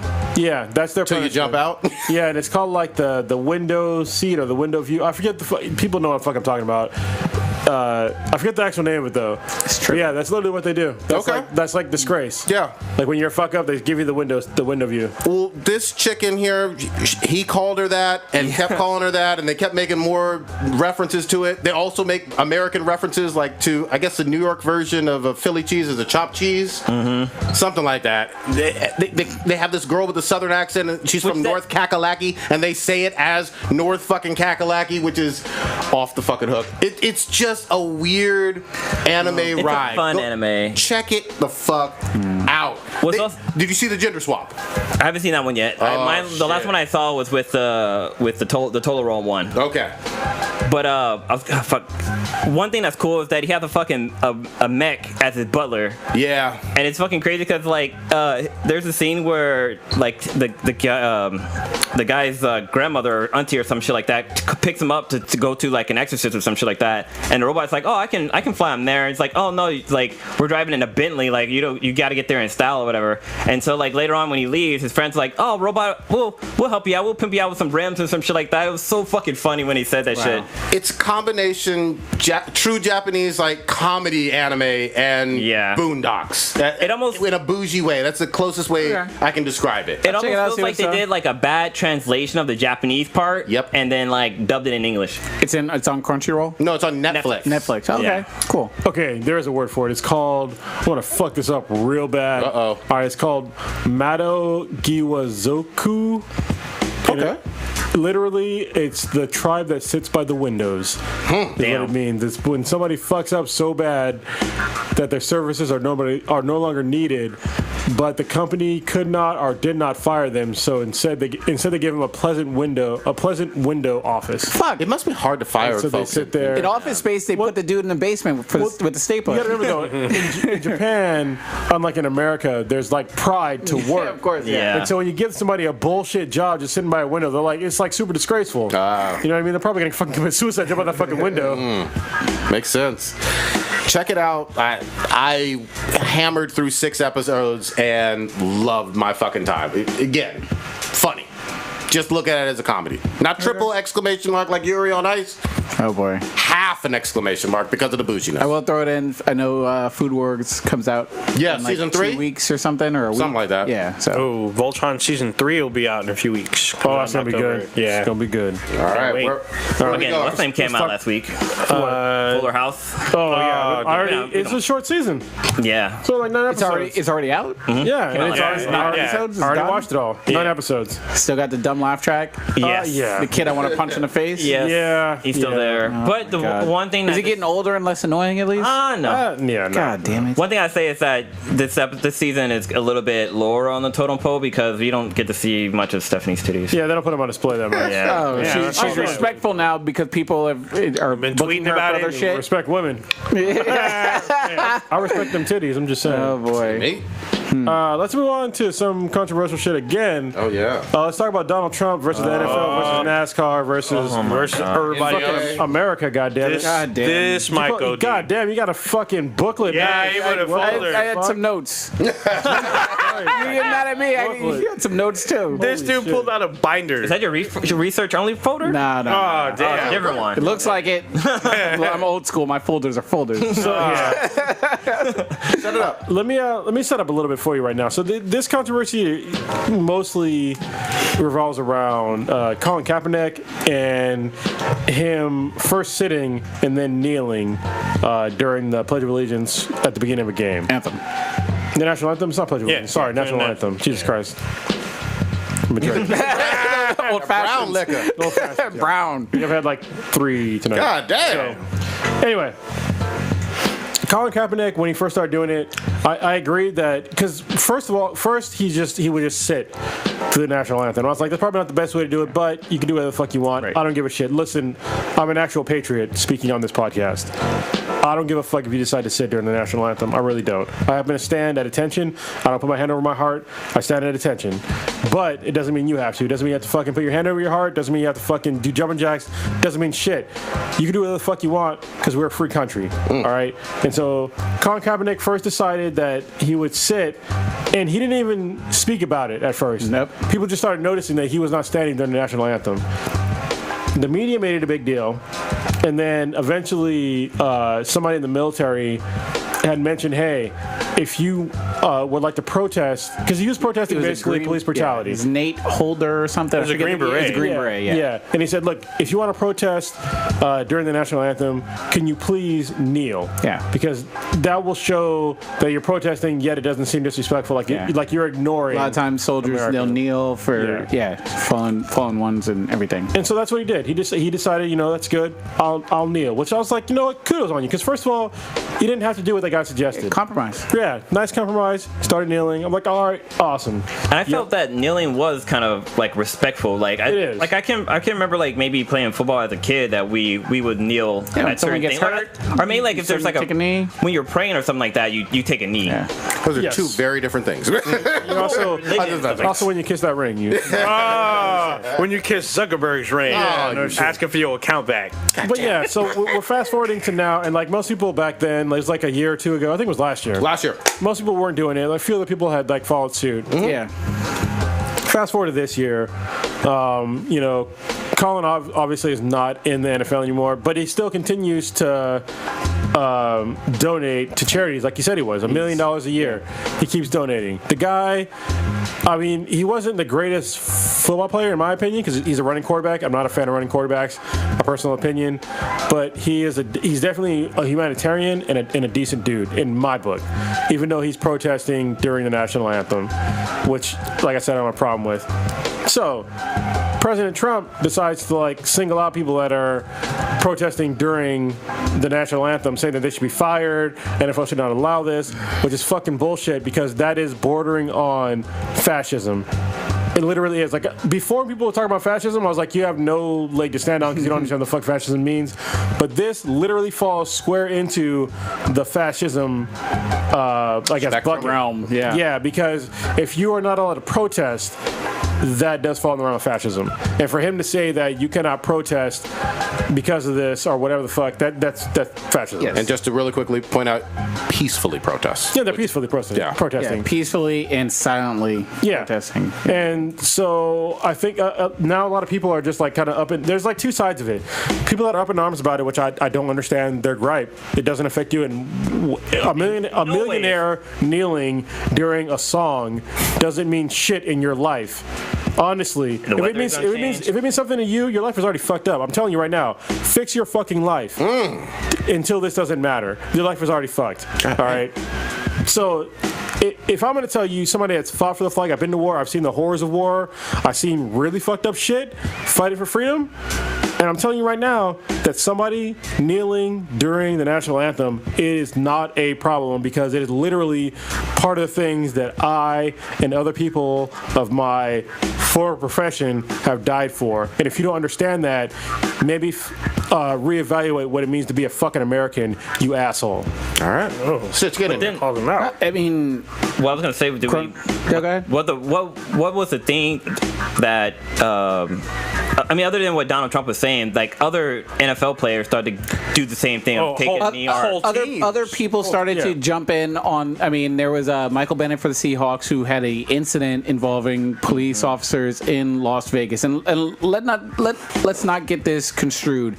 Colin Kaepernick spoke about how he felt that people were being brutalized and treated unfairly by police and other forms of oppression and everything. People have bastardized this whole thing into being it about, are you for the flag or are you not for the flag? Are you for the military or are you not for the military? And that literally has nothing to do with it.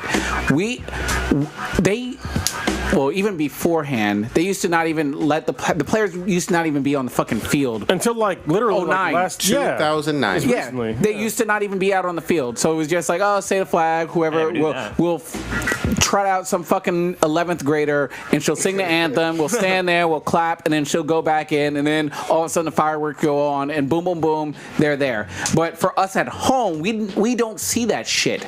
I've watched football since I was fucking can go back and fucking remember. Yeah. And the only time that they showed the fucking national anthem was during the Super Bowl. Yeah. Exactly. And that's when they had Whitney Houston or somebody, Mariah Carey or whoever, Stevie Janis Wonder. Titty. Well, that was Super Bowl. Yeah. That's halftime show. Yeah, but that was the national anthem. Oh, yeah, I'm sorry. I just got excited. They were whipping out titties for the national anthem. But You know what? If someone wanted to protest, that's one hell of a tough protest to God whip out damn it. titties during the national anthem. But I'm just saying. I would see a essentially, titty than a knee. No. people since last year have gotten butthurt about the whole aspect of it. And then during the off season, I mean, Colin sat. The season went through, and he said, "I've made my protest. I said what not said what I was going to say, but I did what I was going to do." He said, "I'll stand if I get on with another team. I'll stand." No other team has signed him, and eventually, it has a perception of him being blackballed from this profession. Well, and I got to be honest with you. I don't totally agree with why he was kneeling or sitting. I don't. But I do agree with his right to protest. Yeah, That's fine. That's perfectly fair. yeah. I can't put myself in anybody else's shoes. I can't tell you how you should feel about said aspect of your life, whether it be the educational system, social services, police, military, whatever. However you feel about yourself, you are entitled as an American to have your opinion about it and feel however that is that you want to feel. And if you want to talk about it in a peaceful, non-violent way, I have no fucking issue with that. Yeah. And that's what, to me, he did. And then we fast forward to essentially teams didn't sign him, which is their right. And Colin has talked about it in previous interviews where he's like, I'm fine with it. I have no issues with doing whatever I need to do, and I might not get signed. And since then, because a lot of people at the time were like, oh, if you really about this oppression, you'll donate money. And he's done that. He's donated $100,000 every... It was 100, not a million. Yeah. Well, he's done $1 million, but he donated $100,000 every month to different random causes, from ranging from like... there's been military causes, there's been Habitat for Humanity, there's been homelessness, just a large plethora of fucking causes, and people are still butthurt about this. So then we fast forward to whatever, this past month or week or whatever you want to call it, where Trump decided that he's had enough of other people jumping in on this cause, because there's been a lot of issues that have been going on. And even though it wasn't originally Colin's aspect, Colin was just protesting about how he felt about something.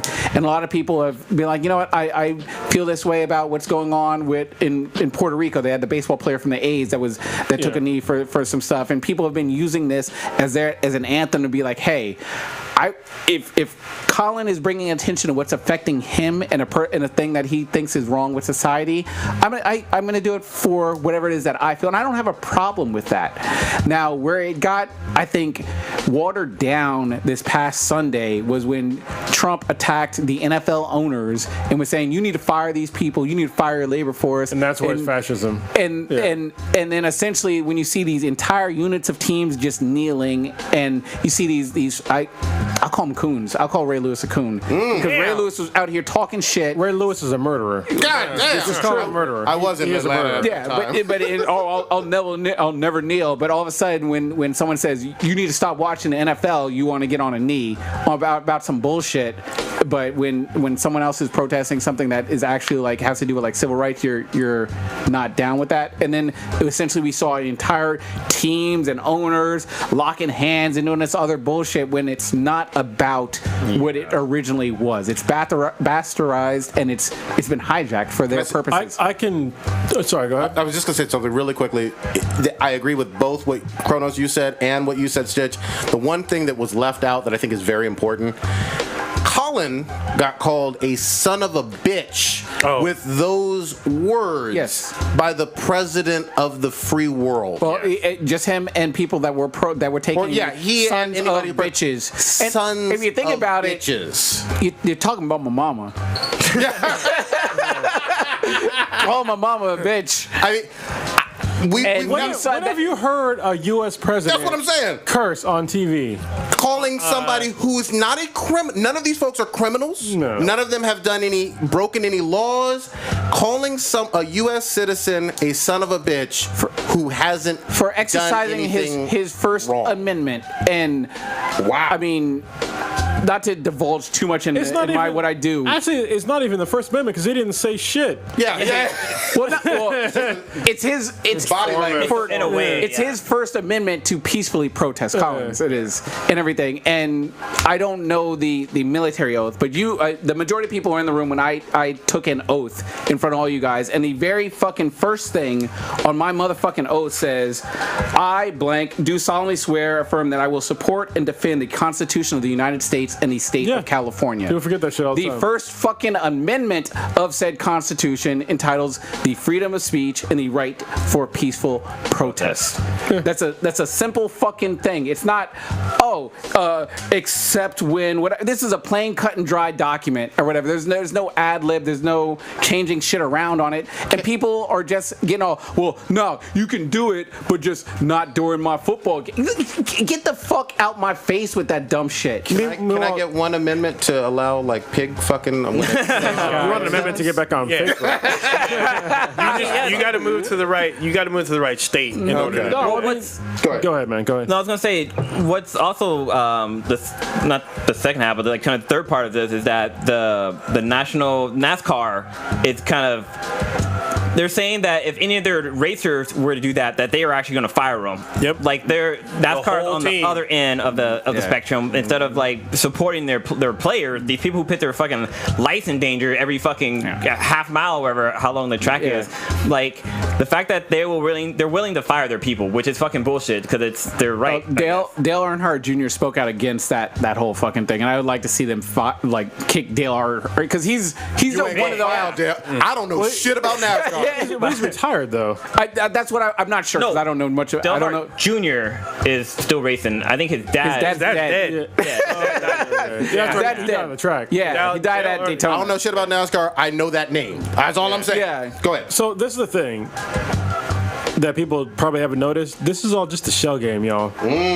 Like he did this to take your mind off the fact that he hasn't done shit about Puerto Rico. There's an entire island full of more than 3 million Americans. Puerto Ricans are Americans? Americans that are without power. 3 million people in Puerto Rico? Yeah, it's that's like more, it's almost 3.5 million. That's people. more than Wyoming. I'm sure that's more than Idaho and Rhode Island. Probably more than Montana. And there, right now, the entire island is without power. Unless you have gas and a generator, you don't have fucking power right now. How much have we given to them? Wait, didn't Trump go to Puerto Rico and blame their problems on them? No, the problems that Puerto Rico has, part of it is on them, but a major part of it is also on America because we have not made them a state that would give them protections of a state. They're deeply in debt, but they wouldn't be as deeply in like the state debt if they were an actual state instead of a goddamn territory, which is basically like a fucking colony. Yeah, it is. It's like the 1800s, y'all.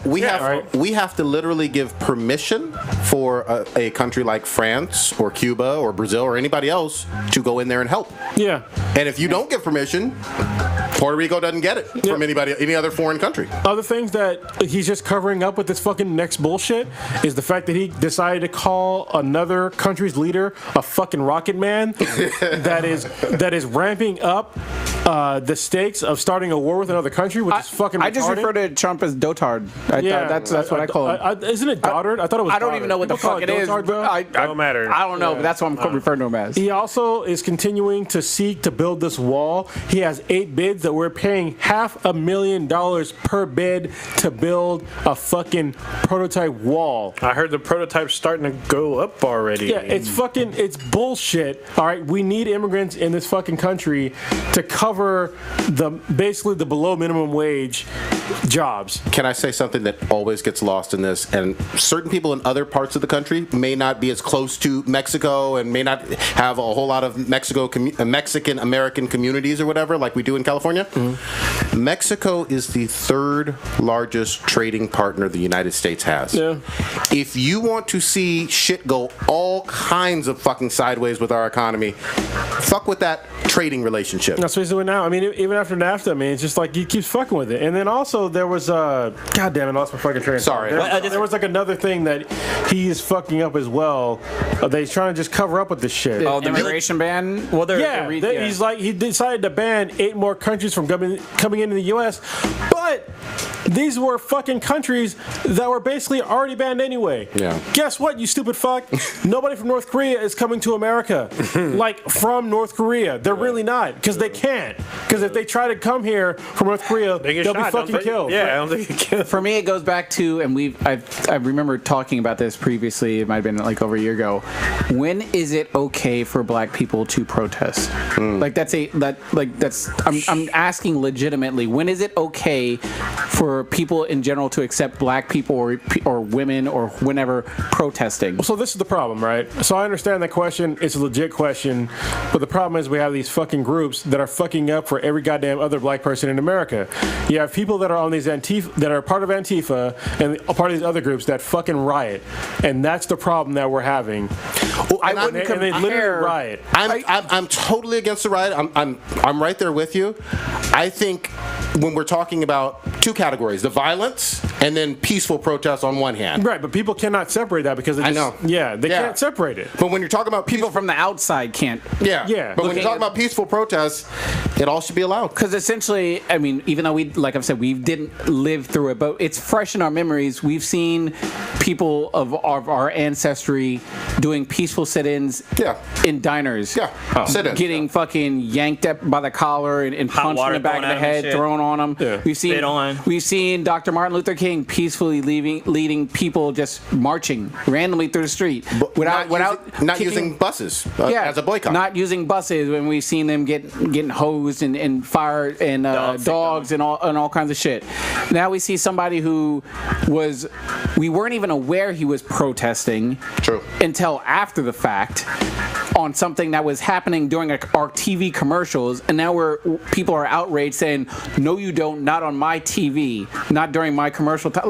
When is it okay? Like, do you want just black people to just sit at home, not say anything, and you just don't want to be bothered by even understanding or listening to what their issues might be? Yeah, like I said, those people that have the problem with his peaceful protest, they don't understand what it is to be American. Yeah, They and really don't understand. I don't. I feel I like- personally can't say that I don't feel oppressed, but I'm not going to tell somebody else. Like I said before at the beginning of this topic, I'm not going to tell you how you feel about something.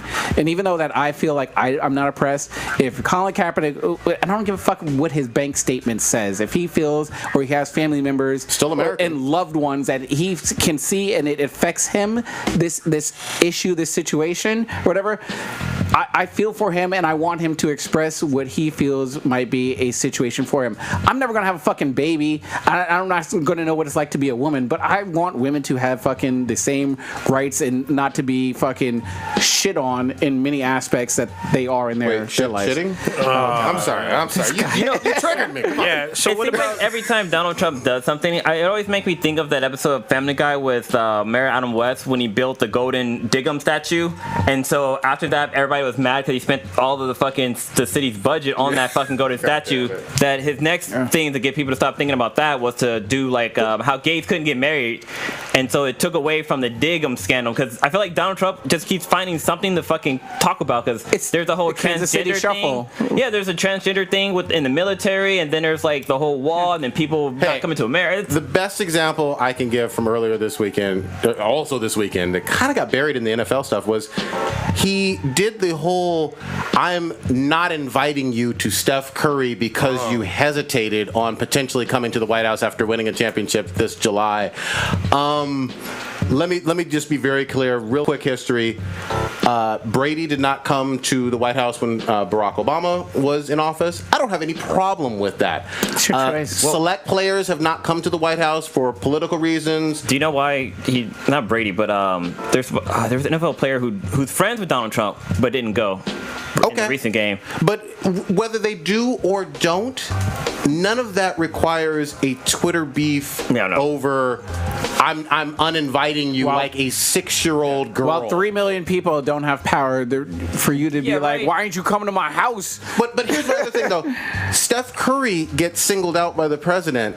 Meanwhile, Steve Kerr, the coach, Greg Popovich, and a whole bunch of other high-profile people have openly criticized and directly We had criticized the Miss Texas And I'm whatever, like, in that beauty pageant call But you out singling too. out Steph, and Steph didn't even say anything about him. Just said, I may not come. Or I probably won't he's come. hypersensitive. Well, have you guys seen the reports, I guess, from the other side, specifically in Philadelphia, the fire chief on national TV talks about Mike Tomlin and calls him the N-word on live TV. People are he bold. calls him an ungrateful N-word. Dotard has allowed people to feel bold in their fucking racism. How are and you the fire chief for, is it of Pittsburgh? No, Or he's a town outside of there? somewhere in Pennsylvania, West Holy Pennsylvania, shit. somewhere, yeah. Like, Yeah, what the? But he's I think- enabled people to feel comfortable in their racist skin. Wow. And people just I talk think that's hilarious. recklessly. Like, look at your paycheck, bro. Look at mine. Yeah. Go fuck off. Yeah, but still, Someone brought up the Jesus. point that Trump was like saying about the Tiki Torch dudes, about how they were exerting their right to protest, but then this whole thing with the NFL, they're being ungrateful, and then now they're son of a bitches. It's I don't know. It's so aggravating to me, and I would like to engage in like an intelligent conversation with somebody and just like hear what it is that you're saying, because I would like to have that rapport with somebody, but I just haven't been able to have one. And I invite someone, if you want to, like, I would like to engage you in conversation about that, but it just seems like it becomes a pissing match It becomes a shouting match. about how I'm more American than you, Yeah, and et cetera, et cetera. I would be. This is an open invite for everybody that's listening to this podcast. If you have listened to like if you are still listening at this point, and you have a differing opinion on these kind of protests, we will literally have you on the podcast. Why not? And we will chat it out, and we'll try to see if we can come to some sort of terms, or to see if we can agree or even not agree. I just wanna see what you're we'll coming keep from. It, yeah, we'll keep it peaceful. We won't call you an asshole or nothing like that. Might be a cuck though. Yeah, but we would love to have you on to break down. Maybe you have a different opinion that makes sense sure. that we don't know about, but I would love to hear it, to be honest with you. It's just frustrating. Yeah. I'm just gonna wrap it up like that, because there's so much that goes in my head when like I hear this stuff, and it's just it blows my mind, because some of these people just think that they're more American or more patriotic than somebody, and I just like it frustrates me, because I don't feel that I'm more patriotic than a social service worker or a doctor or a teacher. Like, we were born with the rights that are entailed to us in the Constitution. Why doesn't Zuck give me sexual freedom online though? That's what I want to know. You are a habitual That's line his stepper. private platform that you signed up for. Yeah, and you're a habitual line stepper. You crossed the line numerous times. Yes. I'm Now coming you for you, have Zuck. his AI has got you at the top 3 of his list. I just Yeah. want to post booty pics. That's all. So can we talk about some dank news real Yes, quick? yes, I got please. some dank. I got some dank What news you for got? you. I could just say that Facebook hit me up today asking me if I want a job there, so I don't know if it's an inside job to get closer to you. They probably need that info. They're like, should we They're putting together a case. They got they got a big flow chart, and they're putting fucking face Mr. Robot. Polaroid pictures on the like fucking in Mr. wall. Robot, you see Prodigy's face right in the Trying middle. to figure out who's at the top of the food chain, Kronos. He's Kick, shame, and bastard. All right, well, you you had some see all dankness. these memes connecting him. You had some dankness. What you Yeah, so a couple in Russia was busted. A Natalia Bakishev This thing, dang, this is gross. it Moose and and Bull? Dmitry Dakishev were busted Moose and squirrel. for they were busted Oh, a for bullwinkle? yeah he was. I was like, seriously, they're a married couple busted for eating possibly 30 people over the course of 20 years. Wait, eating the ass or just the people? All of it. Oh Or man. just that would include the ass. Yeah. Yeah. So apparently there was photos on a phone that cook showed dismembered different parts of a human body, and parts of it was in Dimitri's mouth. The phone was discarded and found by someone. I don't want to kink shame. I really don't. But Yeah, you do. Every time you say that, that's when you kink shame. yeah. And that's why Zuck comes for you. I don't blank, but blank. Yeah. I don't want to that's be not- racist. I don't mind but black blank. people, yeah, but it's like, yeah. I don't want to sound racist, but I wouldn't say that's kink shaming, because they're not fucking their bodies as they're eating them. That'd be a different story. That'd be kinky. you can Yeah. shit out the. You know what? I'm not gonna go there. I'm not gonna go there. Let me step in and remind you that cannibalism is a actual crime. In America, this is Russia. in Russia. Mother Russia, you cannibalize. No. So after their arrest, the pair confessed to eating as many as 30 people, some of whom may have been lured into their apartment via a Russian online dating site. This is Hansel and Gretel? Yeah, once there, the investigators believe the couple drugged their victims before killing and eating them. All right, swipe left, eat them. All right. Yeah. Swipe right. Which way is it? I never use Tinder, y'all. It's all about Grindr. God dang. So, yeah. Plenty of fish. Wait, so have you guys seen this guy? I'm not sure if it's a Kickstarter or if this was a whole fucking joke. This guy created an invention that will allow you to swipe on these apps. I saw it. And it's basically like it's like this device that spins around, and as it spins around, it'll swipe your phone. So it just constantly keeps swiping people's pictures, so you don't have to sit there and do it yourself. Basically, he made an automatic way. This is for dating? Yeah, this is dating, yeah. So he doesn't have to take his hand out of the Cheeto bag when he's Basically. swiping. This is next level hoeing. So basically, you just swipe. It's right. You swipe right on fucking everybody. Nice. And you just keep basically you plug it in the USB connection on the bottom of your phone. It's a little thing and it just keeps swinging around. It's basically like a fan. Swipe and just right. That dude Swipe getting right. laid one way or another. Buckshot. Just Yeah. spray and pray. 100 no's and 1 yes is a yes. You know, shoot your shot, boy. That's what I'm saying. So- That was some dankness, though. Yeah. For real. That What is the pretty fuck? dank. They just got busted all bad. Kingsman. Anybody seen Kingsman: The Golden Circle? I wanted to on Tuesday. I do, fucking so don't forgot. talk about it. Don't, God don't damn. right now. So I saw it. I'm gonna give a non-spoiler review.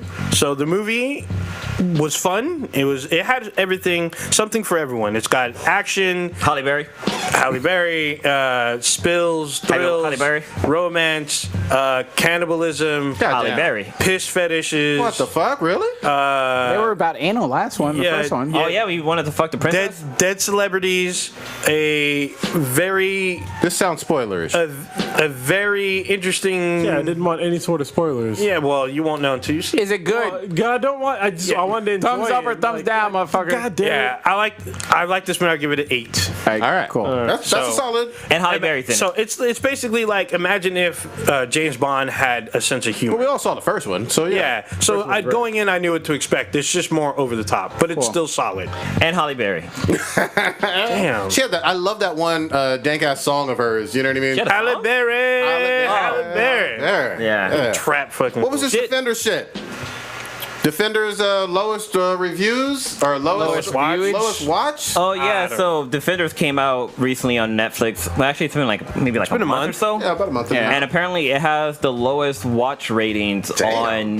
on Netflix ever. Well, Like, isn't I it think maybe for Marvel. I think it was, just compared to the other That's Marvel gotta be shows. from Marvel. It can't be ever. Yeah. That's fucking ridiculous. Yeah, but yeah, compared to like Worse than Iron the Fist? Daredevil, the Iron Fist. People hate watched Iron Fist, so Well, I think that's what it was. apparently a lot of people didn't like Jessica Jones either. Apparently that wasn't I very fucking well love Jessica watched. Jones. I did It too. wasn't terrible. It wasn't my top echelon, but you know we Did talked about Jessica it. come out before Daredevil? Yes. Yeah. But no, after Daredevil. Came before Iron Fist. Yeah. Yeah, way before Iron She's like an unlikable character that I could hate fuck. I'm just saying. And I would tear it up.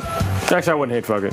That hard pussy. Her, not it. Her. God, I've damn. seen her flapping. Somebody's like, God damn it, you called her a it. I don't give a fuck. I got a girlfriend. I'm not literally gonna fuck her. Jesus Christ. Yeah. Spray They're them gonna Skittles. pull all that shit because Disney. Yeah.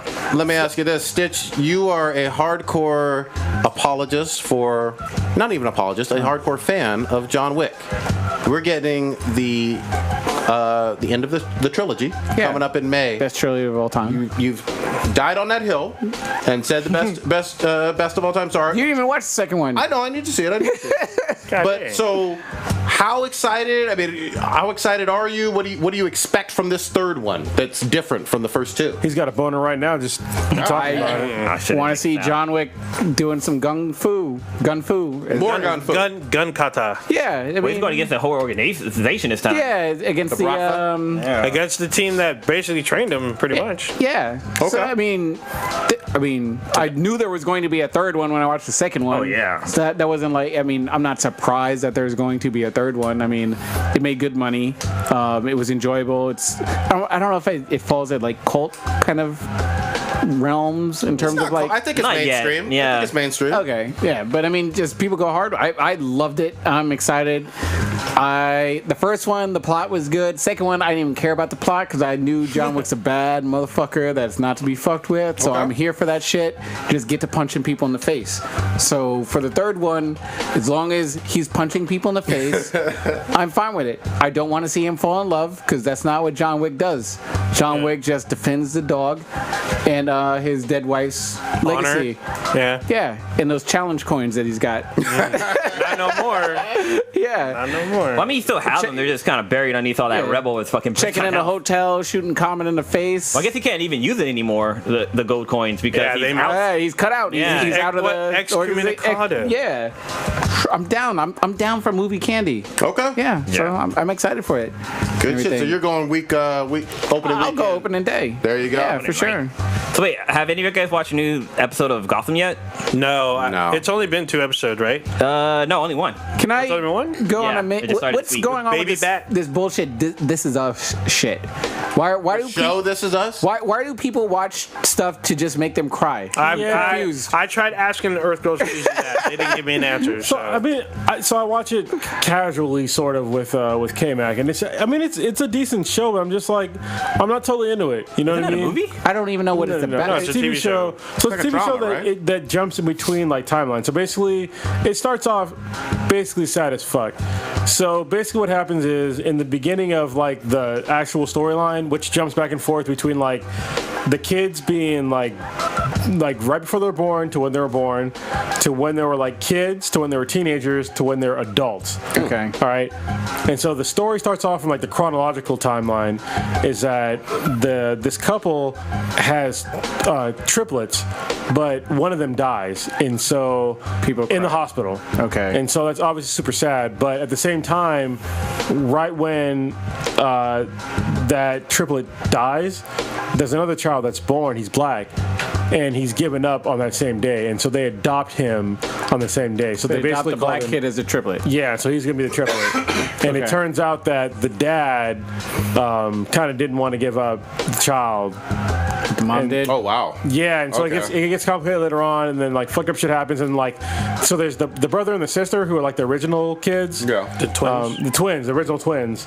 The sister becomes like morbidly obese. Okay. I think I've later seen in that life. character. And so her struggling with like She's obesity, yeah, and then like the brother ends up being like an actor, and then the black brother ends up being successful as well. Okay. So it's just like it's really interesting. And he has kids, and like it's just like it's kind of fucked up because you get like this like weird. They fuck around with timelines a lot. So like they'll go with like certain like themes in the show, and then they'll go back in time to show why those themes are in like the current timeline, and and it gets pretty fucking sad because like this is basically the main thing that people are watching the show for. Is at the beginning, there's the husband and wife, right, that raises these 3 kids. Yeah. And we know that in the later timeline, the dad dies. But when you go into the past, they At a don't young show age or just like old? Oh, like okay. when they're like in their teenage years, like maybe early teenage years, maybe like preteen. But they haven't explained yet in all the seasons how he's died yet. And in the last episode, there's like a strong hint on how he probably died. Okay. So And everyone's just tearing up. yeah, I mean it's Everyone's just like, oh my god, fucking this is the most sad. saddest thing. I'm like, why are you watching shit to just be sad all the time? Yeah. I'm so confused by Seems it. like from a demographic standpoint, this skews heavily towards the ladies. Yeah, and I mean, it's probably a good show, but I'm not. It's not like one of my favorite shows. Yeah. I mean, Apparently, it's like the second season of it. well, it Yeah, doesn't yeah. sound like an action. Like it No, doesn't but sound like it has much action. It's well written, and it Okay. definitely pulls on heartstrings. So I mean, I totally get it. Okay. And it has the dad that's in the show that eventually that's gonna die. Spoiler. Yeah, it's just part of the show. But he was in Heroes. yeah. I He's the know. guy that flies. Yeah. So they can take powers or whatever. Oh, that guy. Forget his name. Yeah, Guy isn't who's he being a young chick. wait, he's in Agents of Shield. If that's the same guy, No. General Not that guy. Talbot. No, it was his brother. Oh, Milo Ventimiglia. Yeah, he's whatever. in the show. Yeah, he's in Agents of Shield too, I think. Or oh no, he's in Flash. He was the Yeah, he was in Flash. He was like the weird like rapist dude or whatever, All right. Like he was from the past too. Like he never aged, right? Yeah. something like that. Yeah, You want to do some B and B? might as well. Oh no, he was in Gotham. Oh, that's right. Because he's the one that He's kidnapped. the doll maker. He's the doll man or whatever. Yeah, he can control people.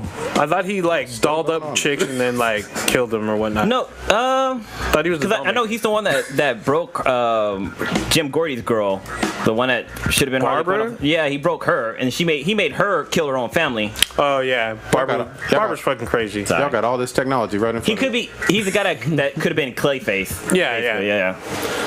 All right, B to B. Which one? There's a few of them. I'm gonna do this one. England Blue Marvel. God damn. He says, "Who's your favorite Spider-Verse character?" Then he puts me on blast and says, "Prodigy, don't answer. We all know your favorite is Spider-Pig." Yeah. There were you so can many fuck 'em. good ones Yeah. in that one. Fuck. Who you got? Spider-Verse character. I liked, was it Scarlet Spider? Scarlet Spider's one, yeah. Ben Reilly. Scarlet, the one with the, it almost had the Iron Spider kind of suit. Was that Yeah. Scarlet? Yeah, Scarlet. Yeah. Scarlet I like- Spider. Yeah, I like Scarlet Spider. That's Ben. Ben Reilly. Ben Reilly. Yeah. Ben Yeah. O'Reilly, Riley, something. I guess I'll go with Miles because I don't know that many characters from. Miles is great. Yeah. So it's either that or Ho Ass Silk. I'm just saying. trying to think. Do you know the Spider-Verse characters at all? Yeah, actually, I have Anybody a other few than because Peter? I was kind of partial to the Lizard for a little bit because I actually have when Liefeld took over or when his last run was Spider-Man. I have a few of those, but then I kind of like Hobgoblin's story because he goes. You're just naming Spider like. Yeah. They're talking about the Spider-Mans in the Spider-Verse. There's a bazillion different He talks kinds of about Spider-Mans. hobnoblins. Yeah, The fuck? Noblins. Goblins. There's like Superior Hobin- Spider-Man, Miles Knobs. Spider-Man, I'll just- Spider-Pig. There's Indian Spider-Man. emo Spider-Man. There's There's a Noir. robot Spider-Man, Spider 20, Spider Noir. 66 or whatever. Spider 2099. 2099. Miguel. Yeah, I'll shit say ton. out of all of them, I'll The say 8-bit Venom. Wasn't there 8-bit Spider-Man? You just going Eddie Brock? Venom? Yeah, I'll go Eddie Brock Venom. Yeah, there was eight-legged. All right. That's not a Spider-Man. I'm just saying. Spider-Verse character. I'm gonna say. Say Uncle Ben then, you fucking asshole. Yeah. Remember, he I don't won Recon. I'm not that cool. I prefer my rice brown. I actually was gonna say. Uncle Ben is brown. That's hilarious. Go ahead. I was gonna say Peter Parker's clone. I know it's Ben something, but he becomes not the Scarlet. He becomes That was Scarlet Ben Spider, Reilly. right? Yeah, Ben Reilly. Yeah, Ben Reilly. So that was who you're talking about Yeah. too. Oh, okay, never mind then. Fuck, I don't know that many female or Spider characters. I mean, I know a lot of them, but I'm just trying to think of like stories I read other than Spider-Man and Black Cat. Spider-Gwen. Y'all better. Y'all need to read that and get on that Silk. Silk's so bad. I'm thinking about the animated series. I mean, there's Mary Jane. You can't go wrong with Mary Jane. I guess when she becomes Spider-Man. There's a story arc where she becomes Spider-Man. So I'll go with That's that. fair. All right, next one up is do you want crossplay on all consoles and PC? Consoles, fine. PC, no. Fuck no. No, It's a no. terrible idea. PC needs to stay separate. Yeah, they have to stay separate. I'm sorry. The controls are they're way more precise than a console. People might not believe me, but you will get fucking ass raped. They tried it with the Xbox and PCs for a while. People kept getting fucked up. They Like, still you kinda- stand no chance. They still kind of do it. But you don't stand a chance in a first-person shooter. You're gonna get fucked up by a keyboard and mouse. Yeah, there's also the chance of being hacked through a PC. Well, I agree. You able to hack a game? You can get hacked on any. Well, you can, but real quick, real quick, I agree totally with the, I guess, master race people or whatever. There is a precedent on one game that I can think of. Portal 2 on the PS3 had like crossplay with the Steam users. That's not competitive though. Yeah. No, certainly not competitive, but it was like cooperative or whatever. I hated that experience because your ass was yelling and shit. You need to fucking learn how to work on your puzzle skills. Bro. Yeah, I was like, God damn it, I'm exploring. This is ruining Don't my be spoiled. You fucking. The game is about solving puzzles. Prodigy is Solving always puzzles. about the square peg in the round hole. Yeah, I was shooting. He's just trying to force it through with the mallet. That's how my sex game I goes. need another portal game. I definitely need another portal game. What's cool on Nerdist, there's this thing called because science, and they went into you know how at the end of Portal 2, how she shoots the gun to the moon, and then she shoots it like inside the building, and everything starts getting vacuumed into space. Oh yeah. So they talked about how like what would happen if that really happened in Earth, like would it like implode? But no, what he talked about is like it's basically like pitting like a tiny pinhole in a water tank. Like the air and oxygen would start sucking out, but it would take like thousands of years before all the oxygen will be gone. Even though like all that shit's being vacuumed out, like the Earth is so massive that little hole, or the hole that was made, it would take years before before Earth would be destroyed. That's some good or science before it lost facts. all of its atmosphere, basically. Good shit. Oh yeah, that guy hosted the Science of Mass Effect at WonderCon. Did you see what would happen? I think it was on Kurtzagat in a nutshell. They were talking about what would happen if you took various pieces of the sun to Earth. Oh Yeah, it's like pretty much a shit show. Like if you start off like the most outer layer, it's bad, but not that bad. But then once you start going further and further in, it's like basically yeah, it's just like little small pieces of the sun. Like handheld It's size? or even smaller than that. Wow. Like you'd be totally fucked. Like if you took like the core of the sun, like even like this glass. If you take like the size of this glass and put it on Earth, like we'd all die. Like God damn. pretty much instantly. Holy fuck. Because of how dense it is and how Holy hot it is. shit. Yeah, because like as soon as it hit the Earth's atmosphere, it would cause an explosion that would pretty much crack the planet. So damn. yeah, I love that kind of stuff. That sounds. I mean, if you look at just asteroids that fall to Earth, even small ones like the one that hit Russia a few years ago, that small one caused an explosion to that small city. Yep. So Who we got on this last one? Freddy or Pennywise? Did we answer this last time? oh Freddy by far. Freddy, Team Freddy. Yeah, Team Freddy or Team Pennywise. Team Freddy for me. Are we talking about like who we're more scared of or who's more badass? Like, It just says who you got. So I'm thinking who your favorite, I guess, would be. That's how I'm taking it. I'm gonna say Freddy because you can't go to sleep with Freddy Krueger. Like you, Right. you The dream fucking world- fall asleep. The dream world aspect leans me towards Freddy as well. Yeah, for but it was powerful. Fucked up Georgie's ass. essentially, if you're dreaming, there are no rules if you're dreaming. But he controls Like, I don't the know. dream. Freddy controls. Unless you're Not a dream really. warrior. Freddy don't control the dream. He does control the dream, but you can imagine because I mean, I think it was 5 where the wheelchair guy is like, I know I'm dreaming, so he's able to stand up out of his That's wheelchair. part 3. 3. Dream warrior. Yeah, exactly. So if you're an active dreamer and you know that you're dreaming, you Yeah. can kind of combat it with certain aspects of it. Now, I frequently have lucid dreams. yeah, I'm the same way. yeah. So like I go in Grand Theft Auto mode all the time. I Yeah, just like what was it? What's her name? but She's the The main girl, Alice? Carrie. was it the blonde? The shit. Katie? She's one of the. that chick, the one that kills Jason all the time. I mean, No. The other one. She's like she was married to Nick Cage for fuck. I can't think You of it. got Alzheimer's. Yeah. So who you got? You got The thing- it or The thing with Pennywise though is he feeds off your fear. truth. So you could be, in theory, possibly awake or alive. So whatever it is that that clowns though. it doesn't matter if you're scared of he clowns. He, changes can his- manifest yeah. himself into whatever it is that you're so-called scared of. You can overcome it So though. Prodigy, he would be as I mean, he wouldn't have to do nothing to be. Yeah. Zuckerberg.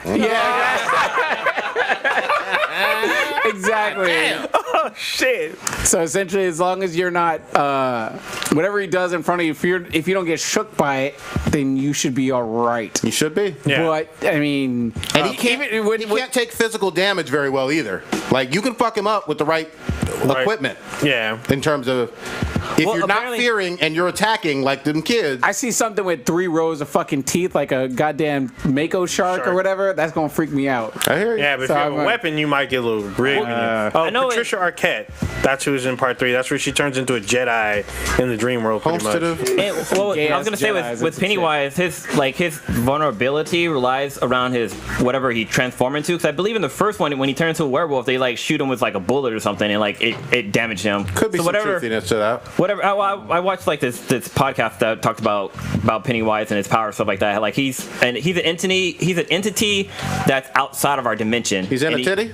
He's an entity. He's an entity that's outside of our universe or outside of our dimension, and he's basically trapped here. And only way for him to survive is to feed off. Because essentially, I mean, he's even got like Scarlet. Essentially, he's like a walking Scarlet Witch in terms of how he can alter your reality. Yeah. Damn. Yeah. I like He that. does it fucking well. Yeah. With a little bit of Sinestro tied in. because of the fear. Sinestro, Yellow Mysterio, Lanterns. Yeah. all that shit. There you go. I'm gonna go with Pennywise. Let's round it on the motherfucking up. Old Ninja, we gonna start with your old ass. What you got popping this week?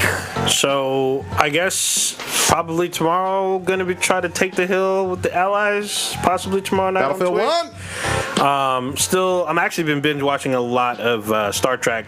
Trying to get prep. I've been watching Star Trek DS9. Trying to get prep for Star Trek Discovery. I'm gonna actually. Well, I'm definitely gonna see the third episode when it is dropped on Sunday night or whatever. Yeah, for sure. Wait a minute. So they drop them every Sunday. Jesus, that's yeah, even worse. Every Sunday At on a specific CBS. time. Yeah, at a specific time on CBS All Access. But by the time I'm ready, I'm just gonna load up Cody. It's like, bro, they might as well just be like, hey, you need to turn to channel 3 and then turn that other little dial to get to our shit. Yeah. Exactly at this time. It's, what the fuck? This is like old timey bullshit. Yep. Yeah, pretty much. So yeah, probably just gonna do some Battlefield, watch some more DS9. I think that's kind of about it. That's all your old ass got going on. Yeah. Blue, what you got? So this weekend, I'm actually going to go to a beer fest with the Sweetness. Like, she's actually going to come out to one. I'm going with her, Manamanam, and also Mr. X is going to be coming out. Very cool. Which is kind of cool.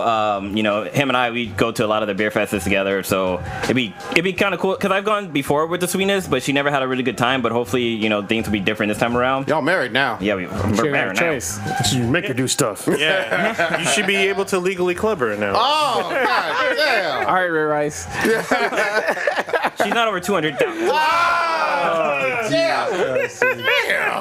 Other than, with that happening too, freaking shit, I was gonna say, Broad City's back. And Hell yeah. This last episode, I haven't watched the one from this week, but the week before was fucking hilarious because they did like a two different world thing, like a what if. Yes. So when the girls meet, they're getting onto a subway, and basically it's what would happen if they'd have missed that subway train, and their life go down two different avenues, and just the ending, it's fucking hilarious. So I'm definitely watching that. I'm gonna keep watching some more anime. I got some vlogs to make. So over the weekend, I did my first official photography gig. I did a high school reunion, and You did a porn thing. Yeah, I did. I did a bunch. It was of called High School Reunion. Erotic Yeah. art.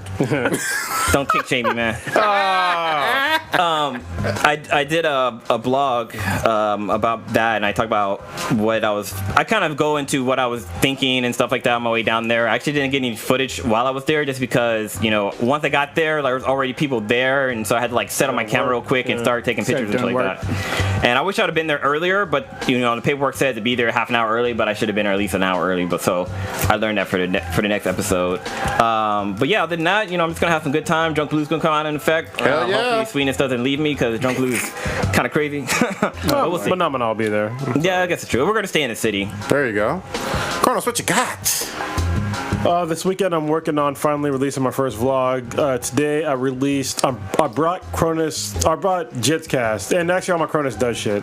It's gonna come back to, at least the video is coming back to the Be the BTI channel. Good. So after next year I'll probably bring back the Jitscast and all the other Cronus does shit back to the Be the BTI channel as well. But for now it's just a video.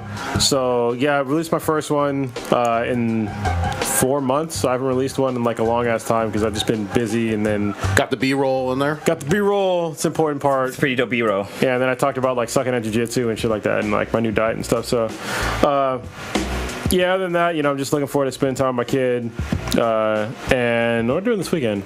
Oh, I'm going back to the sensory deprivation flotation chamber. Oh, yeah. Oh, you're going to the. Yeah, I'm going on Saturday, and I'm going with my sister. What's it called? Oh, wow. Oh, wow. And so if I can, I'll talk to her ahead of time, but I'll see if I can do a vlog That'd about be a nice, that. good little Yeah, thing that. going to the before and upside down. Yeah, because it'll be her first time doing it, and she's kind of like in a rough patch right now.